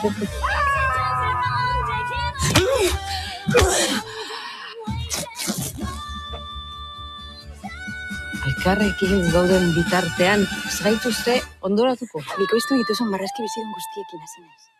Badute pertsonaiek zuetatik zerbait, hau da, ez dakit, bazar txinataretan saltzen dituzten katuekiko zaletasun hori, pertsonaiarentzat sortua izan da, edo bada zuek zaleak zaretelako, edo telesail asiarrak, baita ere, soilik telesaiarentzat ondo zetorrelako, edo zuek gustoko ditu bezalako, badago horrelako lotura... Bueno, denetarik pizkat, justo, bazarren zaletasuna, eta bazarretan lapurtzeko zaletasuna, ez daukagu, bale? Baina... Bueno, edo ezin da itortu ez da, Alex? Hori da, ez dut irratian esango, claro. Baina tira, beste gauza batzu, batez ere, kaosaren espiritu hori badaukagu, sortzaiek, eta gero, bueno, nik uste, bakoitzak badula, nolabaiteko erlazioa, bueno, ni bikoizketa munduan nibilia izan naiz, orduan, bueno, telesaiak ere bikoizketaren munduaren inguruan badu trama potente bat, eta bueno, gero, ez dakit, Paulen pertsonaia, adibidez, nitaz desente duela esango nuke, baina bueno, orokorrean gauza puntualak baino esango nuke kaos espiritua dela daukaguna. Alex, kaos horren baitan, inoiz hemen Alberto Gastesi zure lankide eta telesail honetan zuzendari lanak egin dituenarekin, azpimarratu dugu eta txalotu gelditasuna ekaitzean lanean nola gidoian improvisatzeko tarte hartu zenuten, zinemaldian bertan ere zuekin aritu ginenean ere aitortzen zenuten hori, bueno, egon zirela hor estena batzuk, Oiana Maritorena lankide gainera hor estena horitako batean zegoen, kaos aipatzen duzu, argigorriakek izan du ere hortik, egonda rodajean improvisatzeko gidoi lausorik, edo gauzak nahiko lotuta zenituen buruan? Begira, nik aitortuko dizut, gidoilari moduan asko sufritzen dudala improvisazioarekin. Hilabeteak dira, ez? Idazten, eta hitz bakoitza pentsatzen, eta gero batean, egun batean, ez? Rodajean norbait improvisatzen hasten denean, nik sufritu egiten dut, baina claro, aipatu duzun pelikulan, gelditasunak eitzan, Loreto Mauleo, Inigo Gasteiz ziren, bueno, haien eskutan utzi zaitezke, ez? Badakizu ondo ingo dutela, eta hemen itziarritu ino, nahi duen egin dezake, ez? Nire gidoiarekin, berdin zait, oso paperean sartuta dago, oso aktore hona da, eta gainera, benetan, irauntzuen 3 hilabetetan, edo ezakitzen bat izan zen, benetan Elena Mujikan bilakatu zen, orduan bere ahotik irtetzen zen dena pertsonaian zegoen, orduan, esango nuke ez dagoela improvisazio handirik, baina badaude tartetxo batzuk, eta oso ondo funtzionatzen dute. Nik ere galdetu nahi nizunez, bueno, trailerrean bertan ikusten dugu, ez, Eduardo Casanova bera agertzen dela, hor, tartetxo batez, bigarren kapituluan ere esango dugu beste cameo bat, spoilerrik egin gabe hemen, baina, bueno, badago spoilerren bat orain agerian, entzuden ari garen abestiak zer ikusiren bat edukizake eta, hor cameo ezberdinak agertzen dira, nolatan, bueno, pentsatuak izan dira, hasieratik zenekiten cameo horiek nahi zenituztela, agian batzuk zailagoak izango ziren lortzeko, bueno, egia da, bikoizketa munduak prestatzen dela ez, honetarako askotan aktorek bere burua bikoizten dute, adibidez, Eneko Sagardoien kasua, hau uste trailerran badagola, ez? Eta spoilerra. Bai, agertzen da trailerrean. Bale. Eneko agertzen da trailerran, bai. Bale. Eta, bueno, gero Edu Casanovarena ere, bueno, Edu oso laguna da, eta bueno, favori hori egin zegoen, oso ondo pasa genuen, berarekin, eta ez dakit, beste, uste, telesaiak kapazko ditula, eta hau beste kapa bat da, ez? Da, beti ematen dio nolabaiteko bizigarria. Gainera, cameo guztiek bere burua interpretatzen dute, eta bere buruaz barre egiten dute, eta uste, jendeak eskertu intzula, aurkeztenean, eta, bai, ez dakit.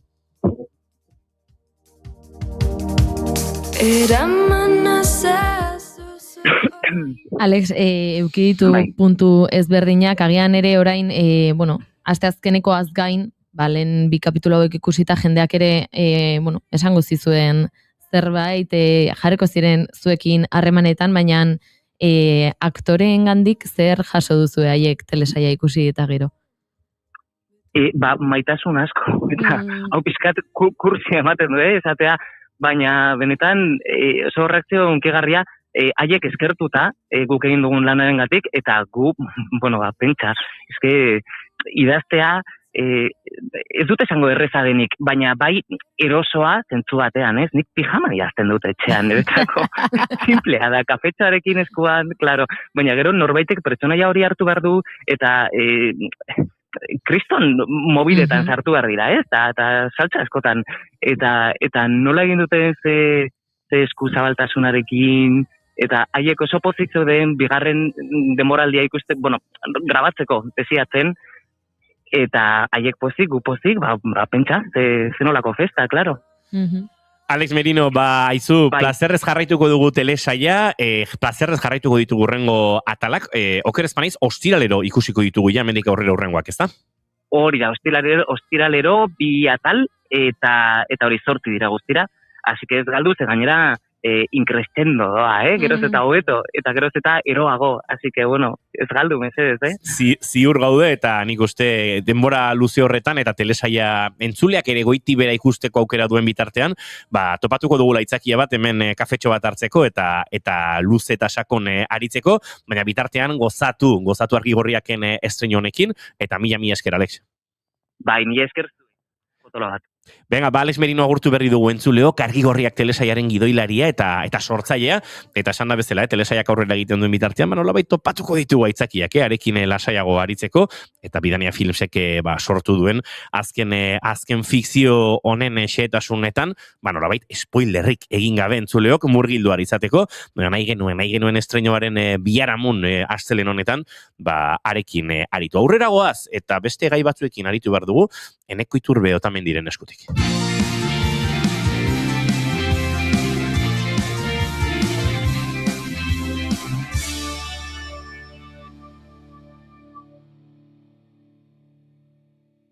Bigarrenak ez direlako beti okerragoak, bigarren kafea.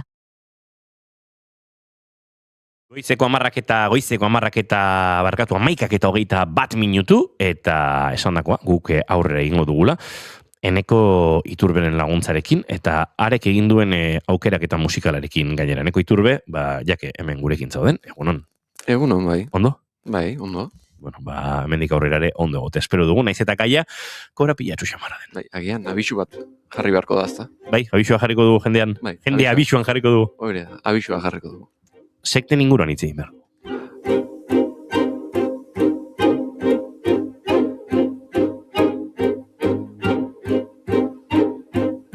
Good morning. This is your warning. This is your warning. You're gonna appear before a stranger. Bai, gaur sekten inguruan hitz egingo dugu. Lehenik eta behin hitz egingo dugu zer da sekta bat, ezta? Ze askotan agian basatzen dugu, hau sekta bada edo ura sekta bada, baina agian errexegi esaten dugu. Bai, hori da. Bai, hori ere askotan gertatzen da. Serioa izan daiteke, eta guk erabiltzen dugu agian horrela... Bai, pixka bat egin. Bai. Hori da. Eta, lehenik eta behin, hasiko gara, hori terminoa zer den azaltzen. Terminoa, basan duen bezala oso komplexua da eta eztabaida handia sortzen du. Oinarrian, sekta bada, erlijio edo ideologia jakin bat jarraitzen duten, gizarte talde bat. Nolabite, gizarte nagusiarekiko bereizia diranak, eta nolabite, barne koesio bat dagoena, eta pixkat separatuta bizi direnak. Gaur egun, aipatu du, hitzak konotazio nahiko negatiboa duela, nahiko ezkorra, eta, erabiltzen dela pixkat, errestasun handiarekin erabiltzen duela jendeak.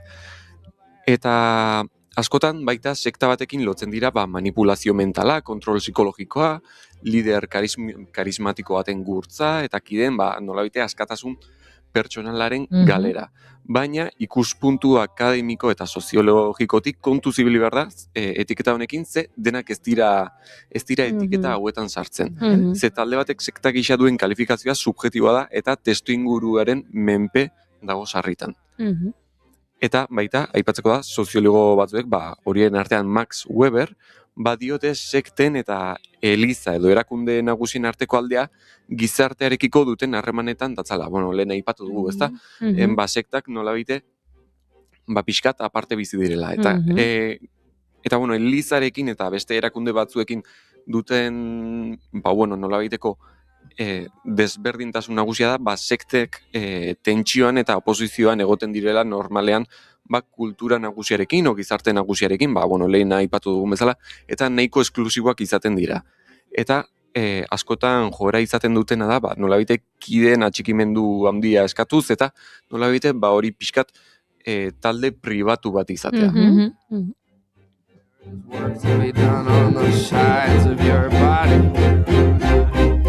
And there are hot things that are unusually long. Eta, sektak ere denak ez dira berdinak, ze badaude sekten arten ere ezberdintasunak. Eta, sekta motez hitz egingo dugu orain, eta, lehenik eta behin ekarri ditut sekta erlijiosoak, hauek dira ohikoenak eta nagusienak segurazki. Erlijio handietatik, adibidez, kristautasuna, islama, batez ere kristautasuna, sortutako taldeak dira, horietatik sortutakoak, eta, testuen, kasuntan Bibliaren interpretazio propio bat izaten dute, eta nolabait erlijio nagusitik pixkat ezberdintzen dira, eta kontzeptuak elkarren artean hasten dituzte. Adibidez, hemen, daude Jehovaren lekukoak, edo Moon izeneko sekta bat. Jehovaren lekukoekin nik aitortu behar dizuet, nire gurasoak bizi diren eraikinean dutela beraien ez dakit nola zentro erreinuaren egoitza edo horrelako zerbait deitzen diote, eta orduan txiki-txikitatik etxe inguruan eta ikusi izan ditut, eta jarrerak beti iruditu zait nola esan, ez dut salatua izan nahi, badakit jende asko salatzen dutela, gaizki hitz egiteagatik, beraien kongregazioetaz. Eta orduan, ez dakit noraino hitz egin baino toksikoa iruditu izan zait, beti. Beste sekta kasu batzuetaz hitz egingo duen, adibidez, sekta politikoak, hauek dira, nolabait muturreko ideologia bat hartzen dute, eta ideologia politiko horien inguruan antolatzen diren taldeak dira, eta hauek izan daitezke ezkerraldeko politikak edo eskuinaldeko politikekin lotuta. Orokorrean indarkeria erabiltzen duten, metodoa erabiltzen dute sarritan, eta horien adibide nagusiena da Ku Klux Klan. Zaila da, beti gaizki oskatu dugulako, edo oskera oker bat edatu zelako, eta orduan gaizki esaten genuelako. Esaten da Ku Klux Klan, baina da berez Ku Klux. Hori da, bai. Eta hori da, segurazki imaginatzen dut, nagusienetariko bat, nagusiena ez baldin bada, ezagunenetariko bat, ezta? Gero baita dude, sekta psikoespiritualak. Hauek zer dira? Azkunde pertsonala eta ongizatea edo arazo existentzialetarako irtenbideak eskaintzen dituzte hauek. Eta hauek normalen izaten dira metodo ez konbentzionalen bidez. Adibidez, meditazioa, energia, dianetika, eta hemen baita adibide batzuk dira New Age mugimendua edo zientzologia. Hori da gaur egun uste dut sare sozialen eraginearen gatik edo badagoela nolabaiteko izan zaitez zure bertsiorik onena. Horrelako mezuak bereziki sare sozialetan edatu dira, edo nire sentsazioa da eragin handia izan dutela sare sozialeke horretan. Izan zaitez zure bertsiorik onena horretan, arriskuak badaude mezu eta narratiba horietan, eta New Age sekta hauek uste dut asko jotzen dutela hortik, eta gero desbideratu edo egiten direla, ze hasierako mezua sekta batena ere beti izango da erakargarria, ez da? Inork ez dizu hasieratik esaten etor zaitez nerekin sekta bat da talde hau, eta ni izango naiz liderra, eta zure ingurunarekin harremanak moztera behartuko zaitut. Inork ez du hori esaten lehenengo unean, ez? Hasieran mezu erakargarriekin hasten dira, eta horregatik uste dut bereziki arriskutsuak direla, New Age edo sekta mota hauek, ze erabiltzen dituzten mezuak uste dut oso barneratuta daudela gaur egun, hori sare sozialetan asko erabiltzen direlako. Bueno, beste sekta mota batzuekin jarraituko du, sekta esoterikoak orain, hauek nolabait ezkutuko ezagutza badute historiarekiko, historia alternatibo bat eta estralurtarrekin lotutako teoriak baita izaten dituzte. Eta magia, eta... Bai, hori da. Osea, izaten dute nolabait ez historia gaizki erakutsi da. Guk dakigu benetako historia. Pixkat estilo horretan, hola gaizki esan da. Baina, bueno, eta hemen badaude baita beste adibide batzuk, adibidez, Lectorium Rosicrucianum eta Osho mugimendua. Adibidez. Nik Osho ezagutzen dut ikusi nuelako, pentsatzen dut gauza bera izango dela. Netflixek duela urte batzuk egin zuen Wild Wild Country izeneko telesail bat dokumentala. Hainbat atal zituen dokumental bat zen, eta jarraitzen zuen Oshoren bizitza, eta hobe esan da Oshoren jarraitzaileak nola hasiera batean Indiatik estatu batuetara joan ziren, eta nola estatu batuetan han landa eremu batean beraien komunitatea sortu zuten, eta han lider argia zegoen Osho izenekoa, horregatik pentsatzen dut hori izango dela. Hori da, bai. Eta, orain, azkenengo sekta motarekin amaituko dut, ze gero bagaldera batzuetan sartu nahi dudalako. Eta hau da baita, sekta psikoespiritualekin, pixkat, nik uste lotuta dagoena, ezta? Hau da, merkataritza sekta nolabait itxuraz helburu bat erakusten da, askotan hazkunde pertsonala, arrakasta ekonomikoa, eta horrelakoak aipatzen dira, sekta horretan sartuzkero, horiek lortuko dituzula, baina benetako helburua berez kideak ekonomikoki esplotatzea eta nolabait liderrak edo bestei dirua ateratzea. Bai, hori da, lapurtzea. Eta, hemen adibide batzuk dira Amway eta Herbalife. Epa! Ja dos ere nahiko argia da, ez? Herbalife, konturatzen ari naiz, esperientzia asko ditu dela, sekta ugarirekin, baina horrekin ere badute esperientzia. Engainatu zutelako nire kuadriako mutiko bat, Herbalifeko kontsulta batera joateko. Hasiera batean ez zioten esan Herbalifekoa zela, beste izen batekin, ez dakit, itzordu bat lortu zuen, eta ara non joan zen. Eta ara non gure mutiko honek eman zizkion gure telefono zenbakiak. Kuadriako besteen izena bizenak eta telefono zenbakiak. Guri ere, ez? Gurekin ere harremanetan jartzeko, eta orduan, talde hori handitzeko, eta kakotxartean sekta horren eragina zabaltzeko, eta orduan, beti kuadrian edo lagun taldean beti orain txantxa daukagu Herbalifekin, ze beti esaten diogu gure lagun honi, saiatu zen gu estafatzen. Berak esaten du ez, baina zerbait gertatu zen bai. Maybe.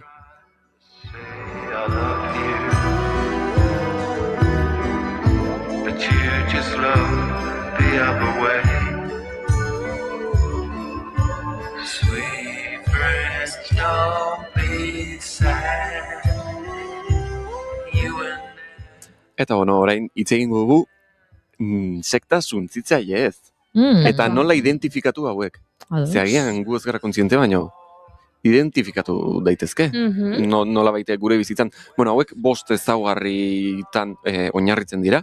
Sekta suntsitzaileak, eta dira botere egitura piramide ideala, hau da, lider edo guru moduko bat dagoela, eta, inguruan daudenak nolabait bera gurtzen dute, eta bera da autoritate bakarra, eta, imaginatzen duzue, liderraren nolabait, lider eztabaida ezin baten tirania bat sustatzen dela.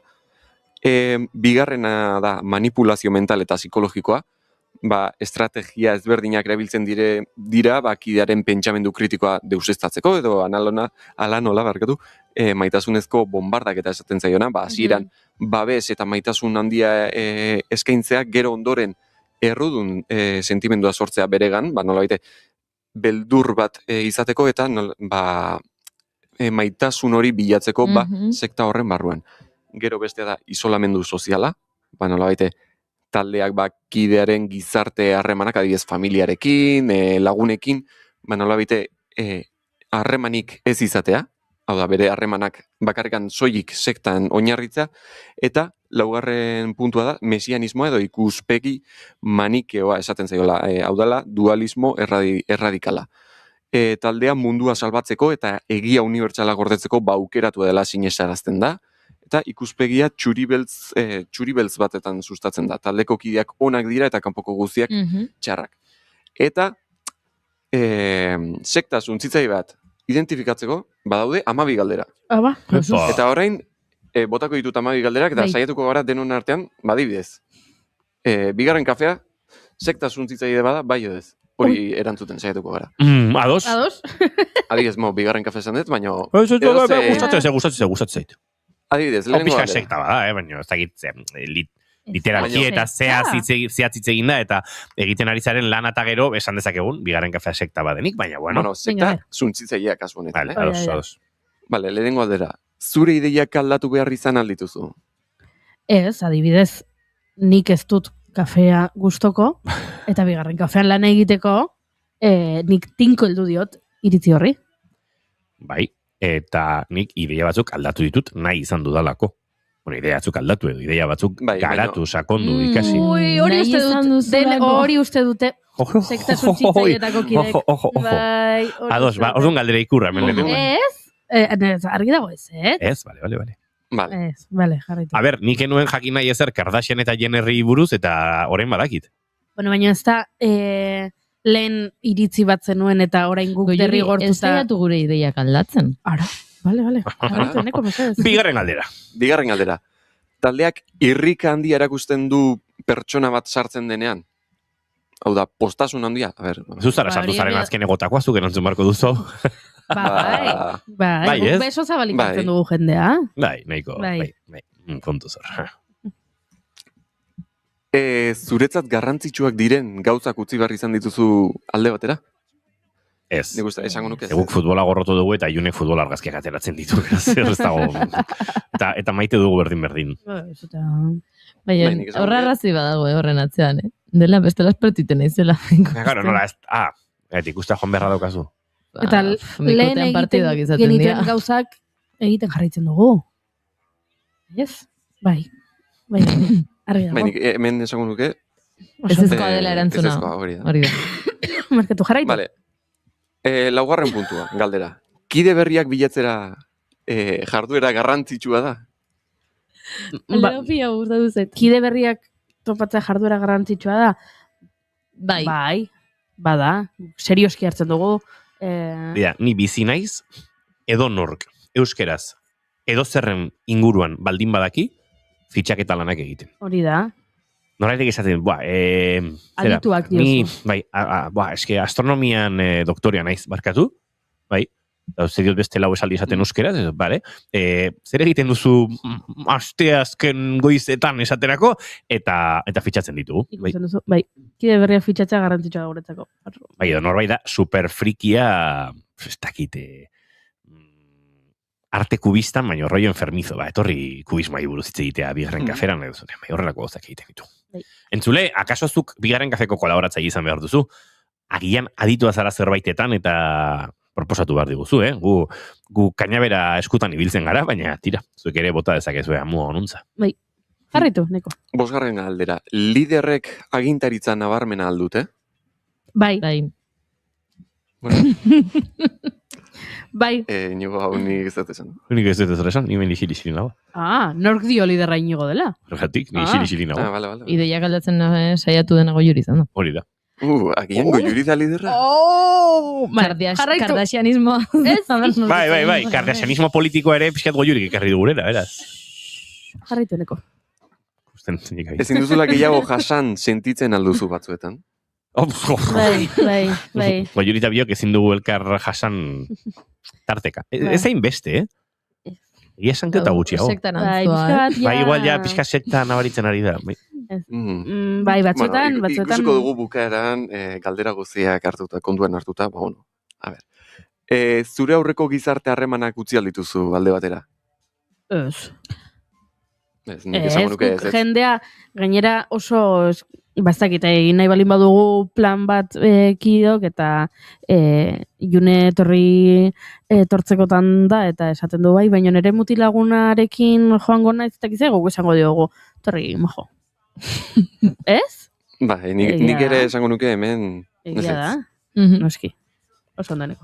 Vale, kritikak gaitzesten dira? Nik esango nuke ez. Baina, bueno. Bueno. Segun eta ze kritika diren. Kritikak... Nola egiten diren. Nola, norun, zeini. Ui, ama. Nik esango nuke kritika Agintariak esan duzet, jarri ez. Geiztoak zeaten. Egidana, testa egin daiteken agintaria hemen dagoela. Hori ere egia da. Altxe eta joan egingo naiz. Epa, kritika gaitzesten aldira, bai, jarri dago. Jarraitu neko, betxez. Bai. Eta bai ezko jarri du. Gaiztoak zeaten. Jarraitu betxez. Dirua eta boterea garrantzitsuak aldira sektarentzat. Diru gabe hau ez egiten. Hori egia da. Hori egia da, baina esango nuke dirua garrantzitsua balitz, hemen gauden inor, ezkinela kazetariak izango. Hori ere egia da. Esango nuke. Beraz, esango nuke ezetz. Ez. Behin eta berriz esaldi berberak errepikatzen aldira. Naiz irratian, bigarren kafea. Bigarrenak ez direlako beti okerragoak.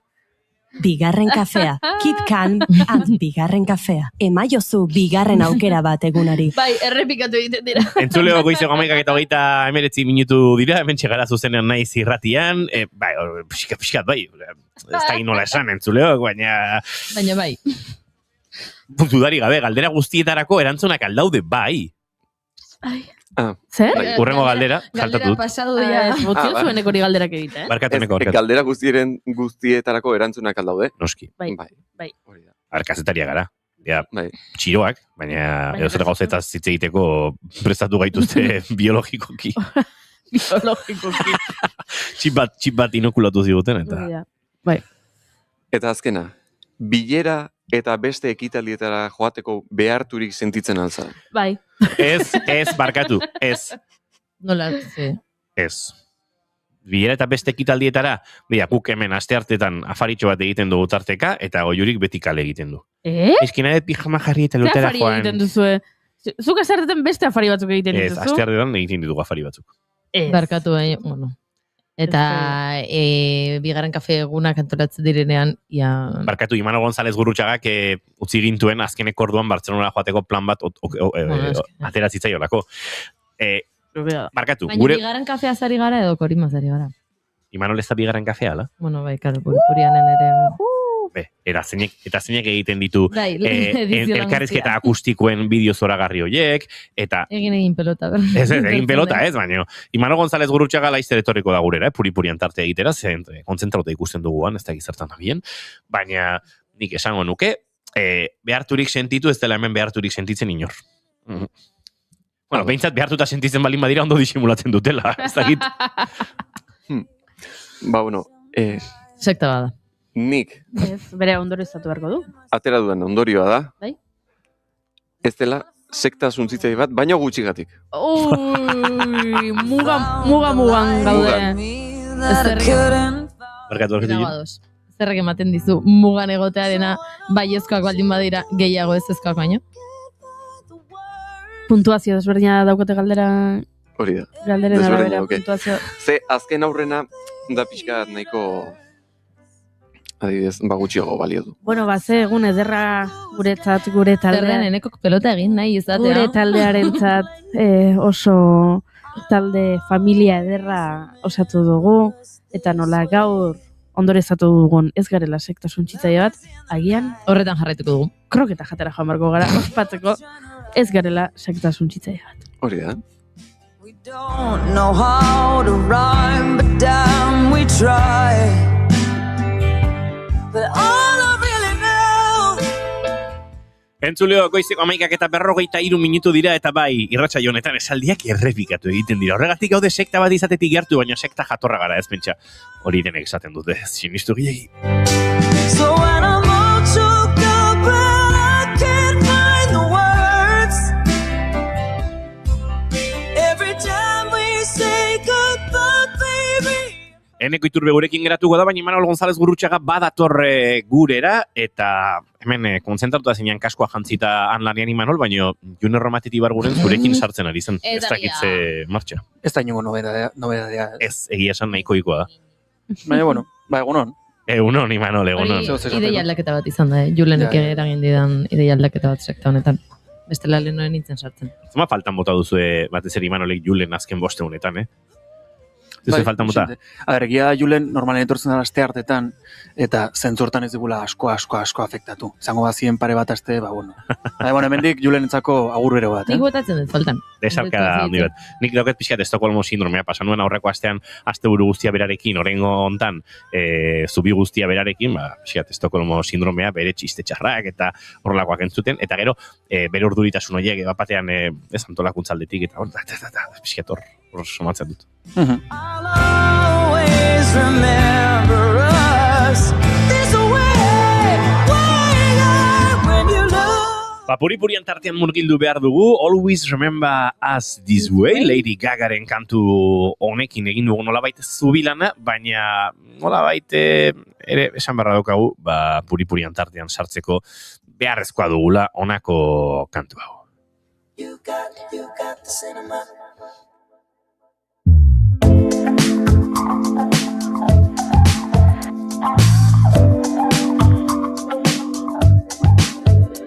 It's you,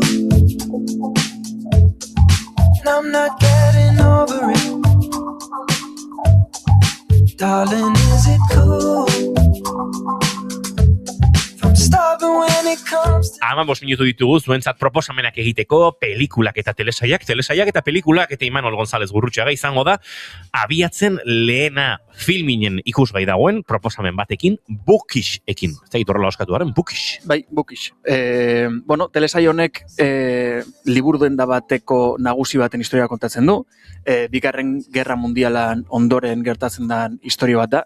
Eta sortzaiek die bere garaien Ingalaterran egontzan Sherlock telesaiaren sortzaile berdinak. Orduan, pixkat misterioa, krimena eta umorea jorratzen duen telesail bat da. Aipatu bezala Ingalaterran gertatzen da telesai hau, eta nahi egizan oso interesgarria iruditu zait, 2025ko telesaila da, baina urtarrian bertan, komentatu zuten edo konfirmatu zuten, bigarren denboraldi baten lanketatan dabiltzela, eta konfirmatu dela bigarren denboraldi hori. Orduan, aitzakia ona iruditu zait, honi buruz hitz egiteko.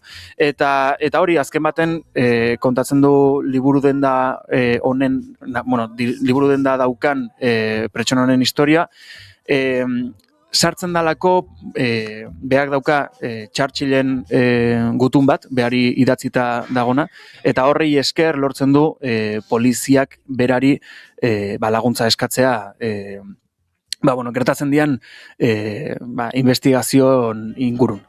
Eta bai, azken baten da pixkat betianik ikusi dugun telesaioitako bat, Castle izan alko litzatekena, adibidez idazle baten historia investigazioetan eta polizia ikerketetan laguntzen duna.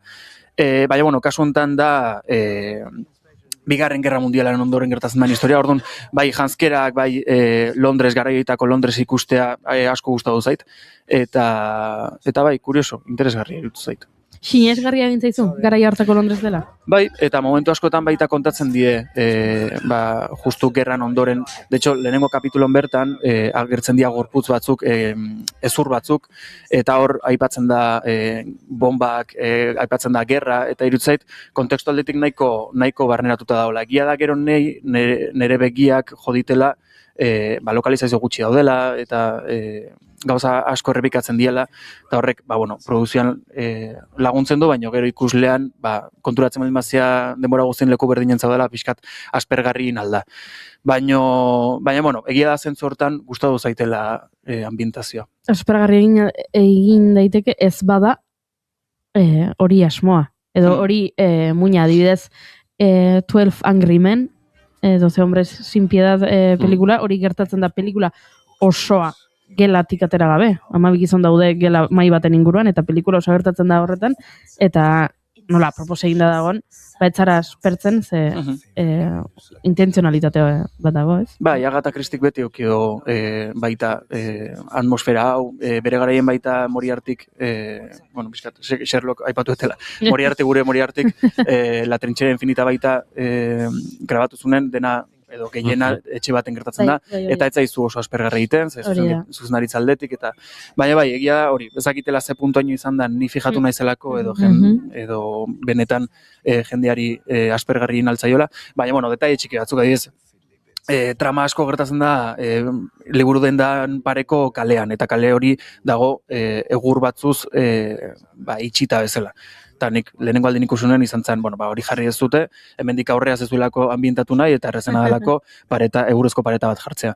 Baina, bueno, gauza horiek pixkat arboiatuz, nik usteet nahiko telesai interesgarria, eta bai, ez dakit, nik gustatu zait. Itxura polita hartzen dion nik ere, bide filmien dago ikusgai, Bookish, eta tira, lehenengo denboraldi horretan 6 atal, 50 minutu pasatxokoak, pixet estandard telebizioan edo, 53koak, zuzenean, zehatz, eta tira, 2025ko, lan hau ikusgai daukazue filmien. Esan duzu, Imanol, bigarren denboraldia etorrela? Bai, 2027. Baina, bueno, aurten konfirmatu dute egongo dala. Orduan, supongo, aurtengo urtea egongo diela aurre produkzioan eta bar.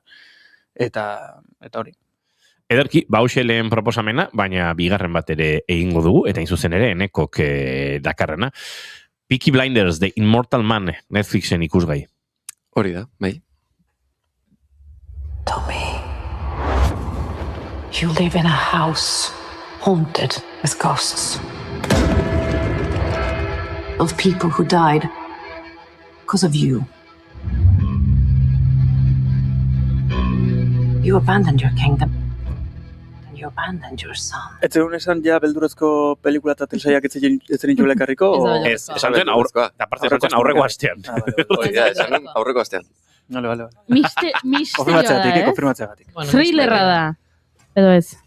Bai, misterio, bueno, drama, bai. Serie telesaio honek denetik handu. Bueno, hau da telesaiaren esango dugu bukaera. Dala film bat, Peaky Blinders, The Immortal Man.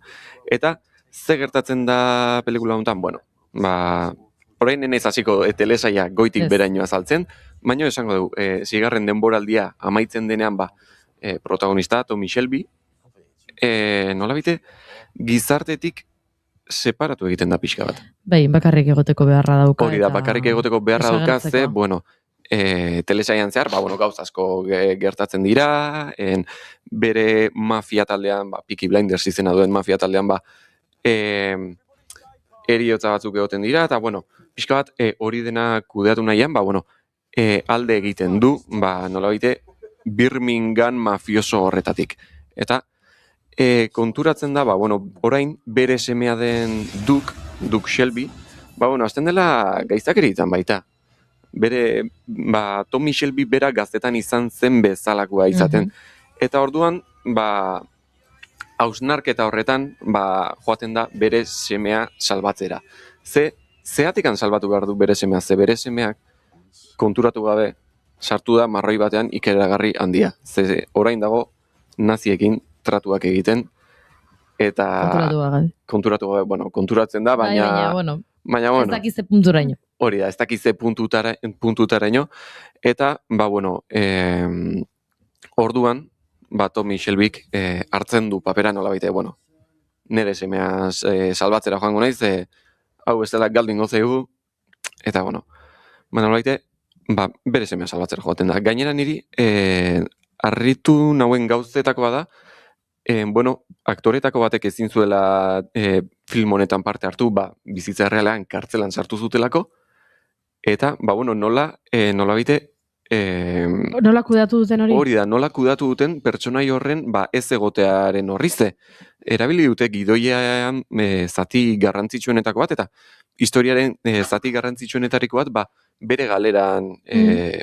oinarritu dute, ez dakit hori nahite egindako gauza baden. Pentsatzen dut hori asko egiten da aktoreren bat aurdun geratzen balin bada, eta orduan ez badator idatzi dutenarekin bat, agian Oso interesgarria izaten da ikustea nola bapatean gidoian jarri duten edo joan dela pertsonaia hori oporretan, edo konbentu batean sartu dela, edo azerretu egiten dela eta joan egiten dela. Horrelakoetan gero horri ikusten delako aurrera joan ala itzul daitekeela. Hori da, bai. Beste kontu bat izaten da, hori da, kasu honetan, ekonomikoki arazoak daudenean, edo norbaitek utzi nahi duenan erabat proiektu bat, hor normalean akatu behar izaten da gidoian, ez? Bai, eta hemen kasu honetan, kartzelan sartu dute, aktorea bera, beraz, hemen ere egin behar izan dute, egin behar izan dutena. Eta niri gustatu zain nola kudeatu duten hori esaten duzu, gaina zen protagonistetako bat, Arthur Shelby, pertsonaia, eta esaten duzu, nola egingo dute orain telesaila bea gabe, bea da protagonistaren anaia. Eta niri gustatu zait nola kudeatu duten hori, nik pentsatzen nuen agian, egingo zutela, hil eginda gaixotasun batengatik edo ez dakiz zer pasa zaio eta kitxo. Baina ez hori erabili dute gidoiaren onerako, ni, positiboki harritu nahuela, eta, beste aipatzeko, filmetik aipatzeko beste gauzetakoat, da musika, beti bezala, Peaky Blindersen dagoen musika da, zoragarria, eta kasu honetan, ez dakit, ni ere pixka bat harritu egin nauz, zergatikan, ze Fontaines DC izeneko talde baten nahiko abesti jarri dituzte, eta ni pixka bat harritu egin nau, eta nik uste ere ondo erabilita, ondo erabili dela musika, trailerrean beran entzuten da, eta orokorrean, Nick Cave-en Red Right Hand ere erabili dute, telesaiaren intro bezala erabiltzen zena, eta, orokorrean ni oso pozik amaierarekin, espero zen amaiera bat zen, edo ez dakit espero, baino behar zuen amaiera bat agian. I'm nearly gone fucking everything.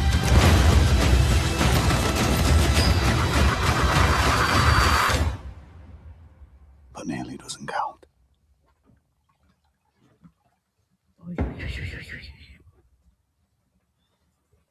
Telesaia bizitza realen oinarrituta puede ser? Bai, baino ez, existitzen zen Peaky Blinders izeneko mafia talde bat, baina ez ziren pertsonaia hauek zehazki eta ez zen historia hau gertatu. Bai, eska zerbaitek sonatzen ziten baina. Bai, badaude anaia batzuk eta badago mafia hori, baina ez da bat ere reala. Bueno, Enekoren proposamena, beraz, orentxe aipatu berri eta kontatu berri dugun hau, Netflixen dago ikusgai, eta proposamenekin jarraitzeko, June, zure txanda, naiz eta, dexentitze egin dugun gaur honen inguruan, sortzailearen belarria hor telefonaren bestaldean egon gabe argigorriaken inguruan hitz egingo dugu. Bai, ez horregatik eneko laburre egingo dut, hasieratik entzun duzuen entzat, sentitzen dut, baina, hori primeranen estrenatu berri den argigorriak telesaia atzo ikusi nituen lehen bi atalak, eta esan bezala egia da oso arinak egiten dira, azkar ikusten dira, ordu erdiko atalak dira, baina nola une oro zerbait gertatzen ari den, edo badaukan txiste nahiko beltzen bat botatzeko, edo hori, da telesaia bat euskeraz agian egin gabe zegoena edo azken aldian behintzat ez dena ikusten. Neri esan beharra dut eta lehen mikrotik kanpo esan dut eskertu dudala euskalkian hitz egitea, baina familia guztiak euskalki bera egitea, ze pasa izan da, ez? Bakoitzari utzi bere euskalkian hitz egiten eta gero zentzu askorik ez izatea. Eta gainera gero hori arraro egintza izola esaten baduzu, badago sumintzen denik. Ez da egite. Hori da, nik beti izango naiz, asko gustatzen zait euskalkiak entzutea telesaietan eta fikzioan, ulertzen dut ere batuaren erabilera noski, baina azkenean familia baten barruan, horrelako familia bat denean gainera, haien euskalkian hitz egiten entzuteak, sentitzen duela agian gertu dago. Egon da zerbait, pixkat urrutiratu nagoena edo, ez urrutiratu, baina moskeatu ninduena atzo, badakigu protagonista Itziarritu inoren personajeak Elena Mujika izena duela, eta nik bakarrik nekien aitarenak, aita Julian izena zuela. Baina bada momentu batean, aita idazlea da, eta momentu batean, semeak non bere aitaren liburu bat hartzen duen, buelta eman eta irakurtzen da izena dela Julian Mujika. Eta pixka bat txokatu zian, ez dudalako uste denik mujika direla familia, agian bai, baina bai txokatu zidan Euskal Herrian ez delako bikotearen abizena hartzen, ez? Eta horrek eukin indun pixka bat moskeatuta, baina bestela hori esandakoa, telesai bat azkar eta harin ikusten dena, nik Arnatz, bueno, ez oso gertutik, baina bai nuen gertuko baten oso laguna eta beti entzun dut berataz, eta poztu nau ikusteak paper horretan, eta nire asantzere bikain dago. Izun nondik atera da telesai hau? Gaur gurekin izan den Alex Merinoren burutik atera da telesail hau, Argigorriak, dagoeneko 2 atal ikusgai, urrengo 2 ostiralean izango dira, primeran plataforman, eta nola baita esateko, hoxe da, Bidania Filmsen, gelditasuna ekaitzean, bereien bigarren singular filma ere zinema aretoetan izan da duela hilabete gutxi, eta Alberto Gaztesik zuzendu, Alejandra Rospidek ekoitzi, eta Alex Merinok nolabait sortu eta guionizatu duen, lan hau da June Romateten proposamena, eta uste du nolabait hau batez ere, guk babestuko dugun proposamena, fikzio euskeraz, eta humore eta satira eta pixkate mugara dena eramate horretan, kaso, Euskal Herrian euskaraz egin gabeko telesaia, beraz horixe gaurko gure proposamenekin, amaitzekoa Goiuri zurea eta nerea, datorren astera arte, berriz ere gordeko ditugu. Berriro, pasaden astean euskarren inguruan hasi nintzen, eta aztu egin zitzaidan nire proposamena, datorren asterako. Nik ere nerea erdi gorde utziko dut, edo beste batek harriko dut, baina entzuleo, kuk agur esateko ordua dugu bihar, goizeko 10:05 itzuliko gara June Romatet, datorren astelenen arte, Imanueletaneko bihar etzi edo ez da noiz arte, eta Goiuri zu seguru bihar goizan hemen izango zarela. Ziur. Entzuleok bagoaz informazioaren txanda horren txena izirratian, Iker Gurrutxagarekin, musikaria ondoren, hemen segure uinetan.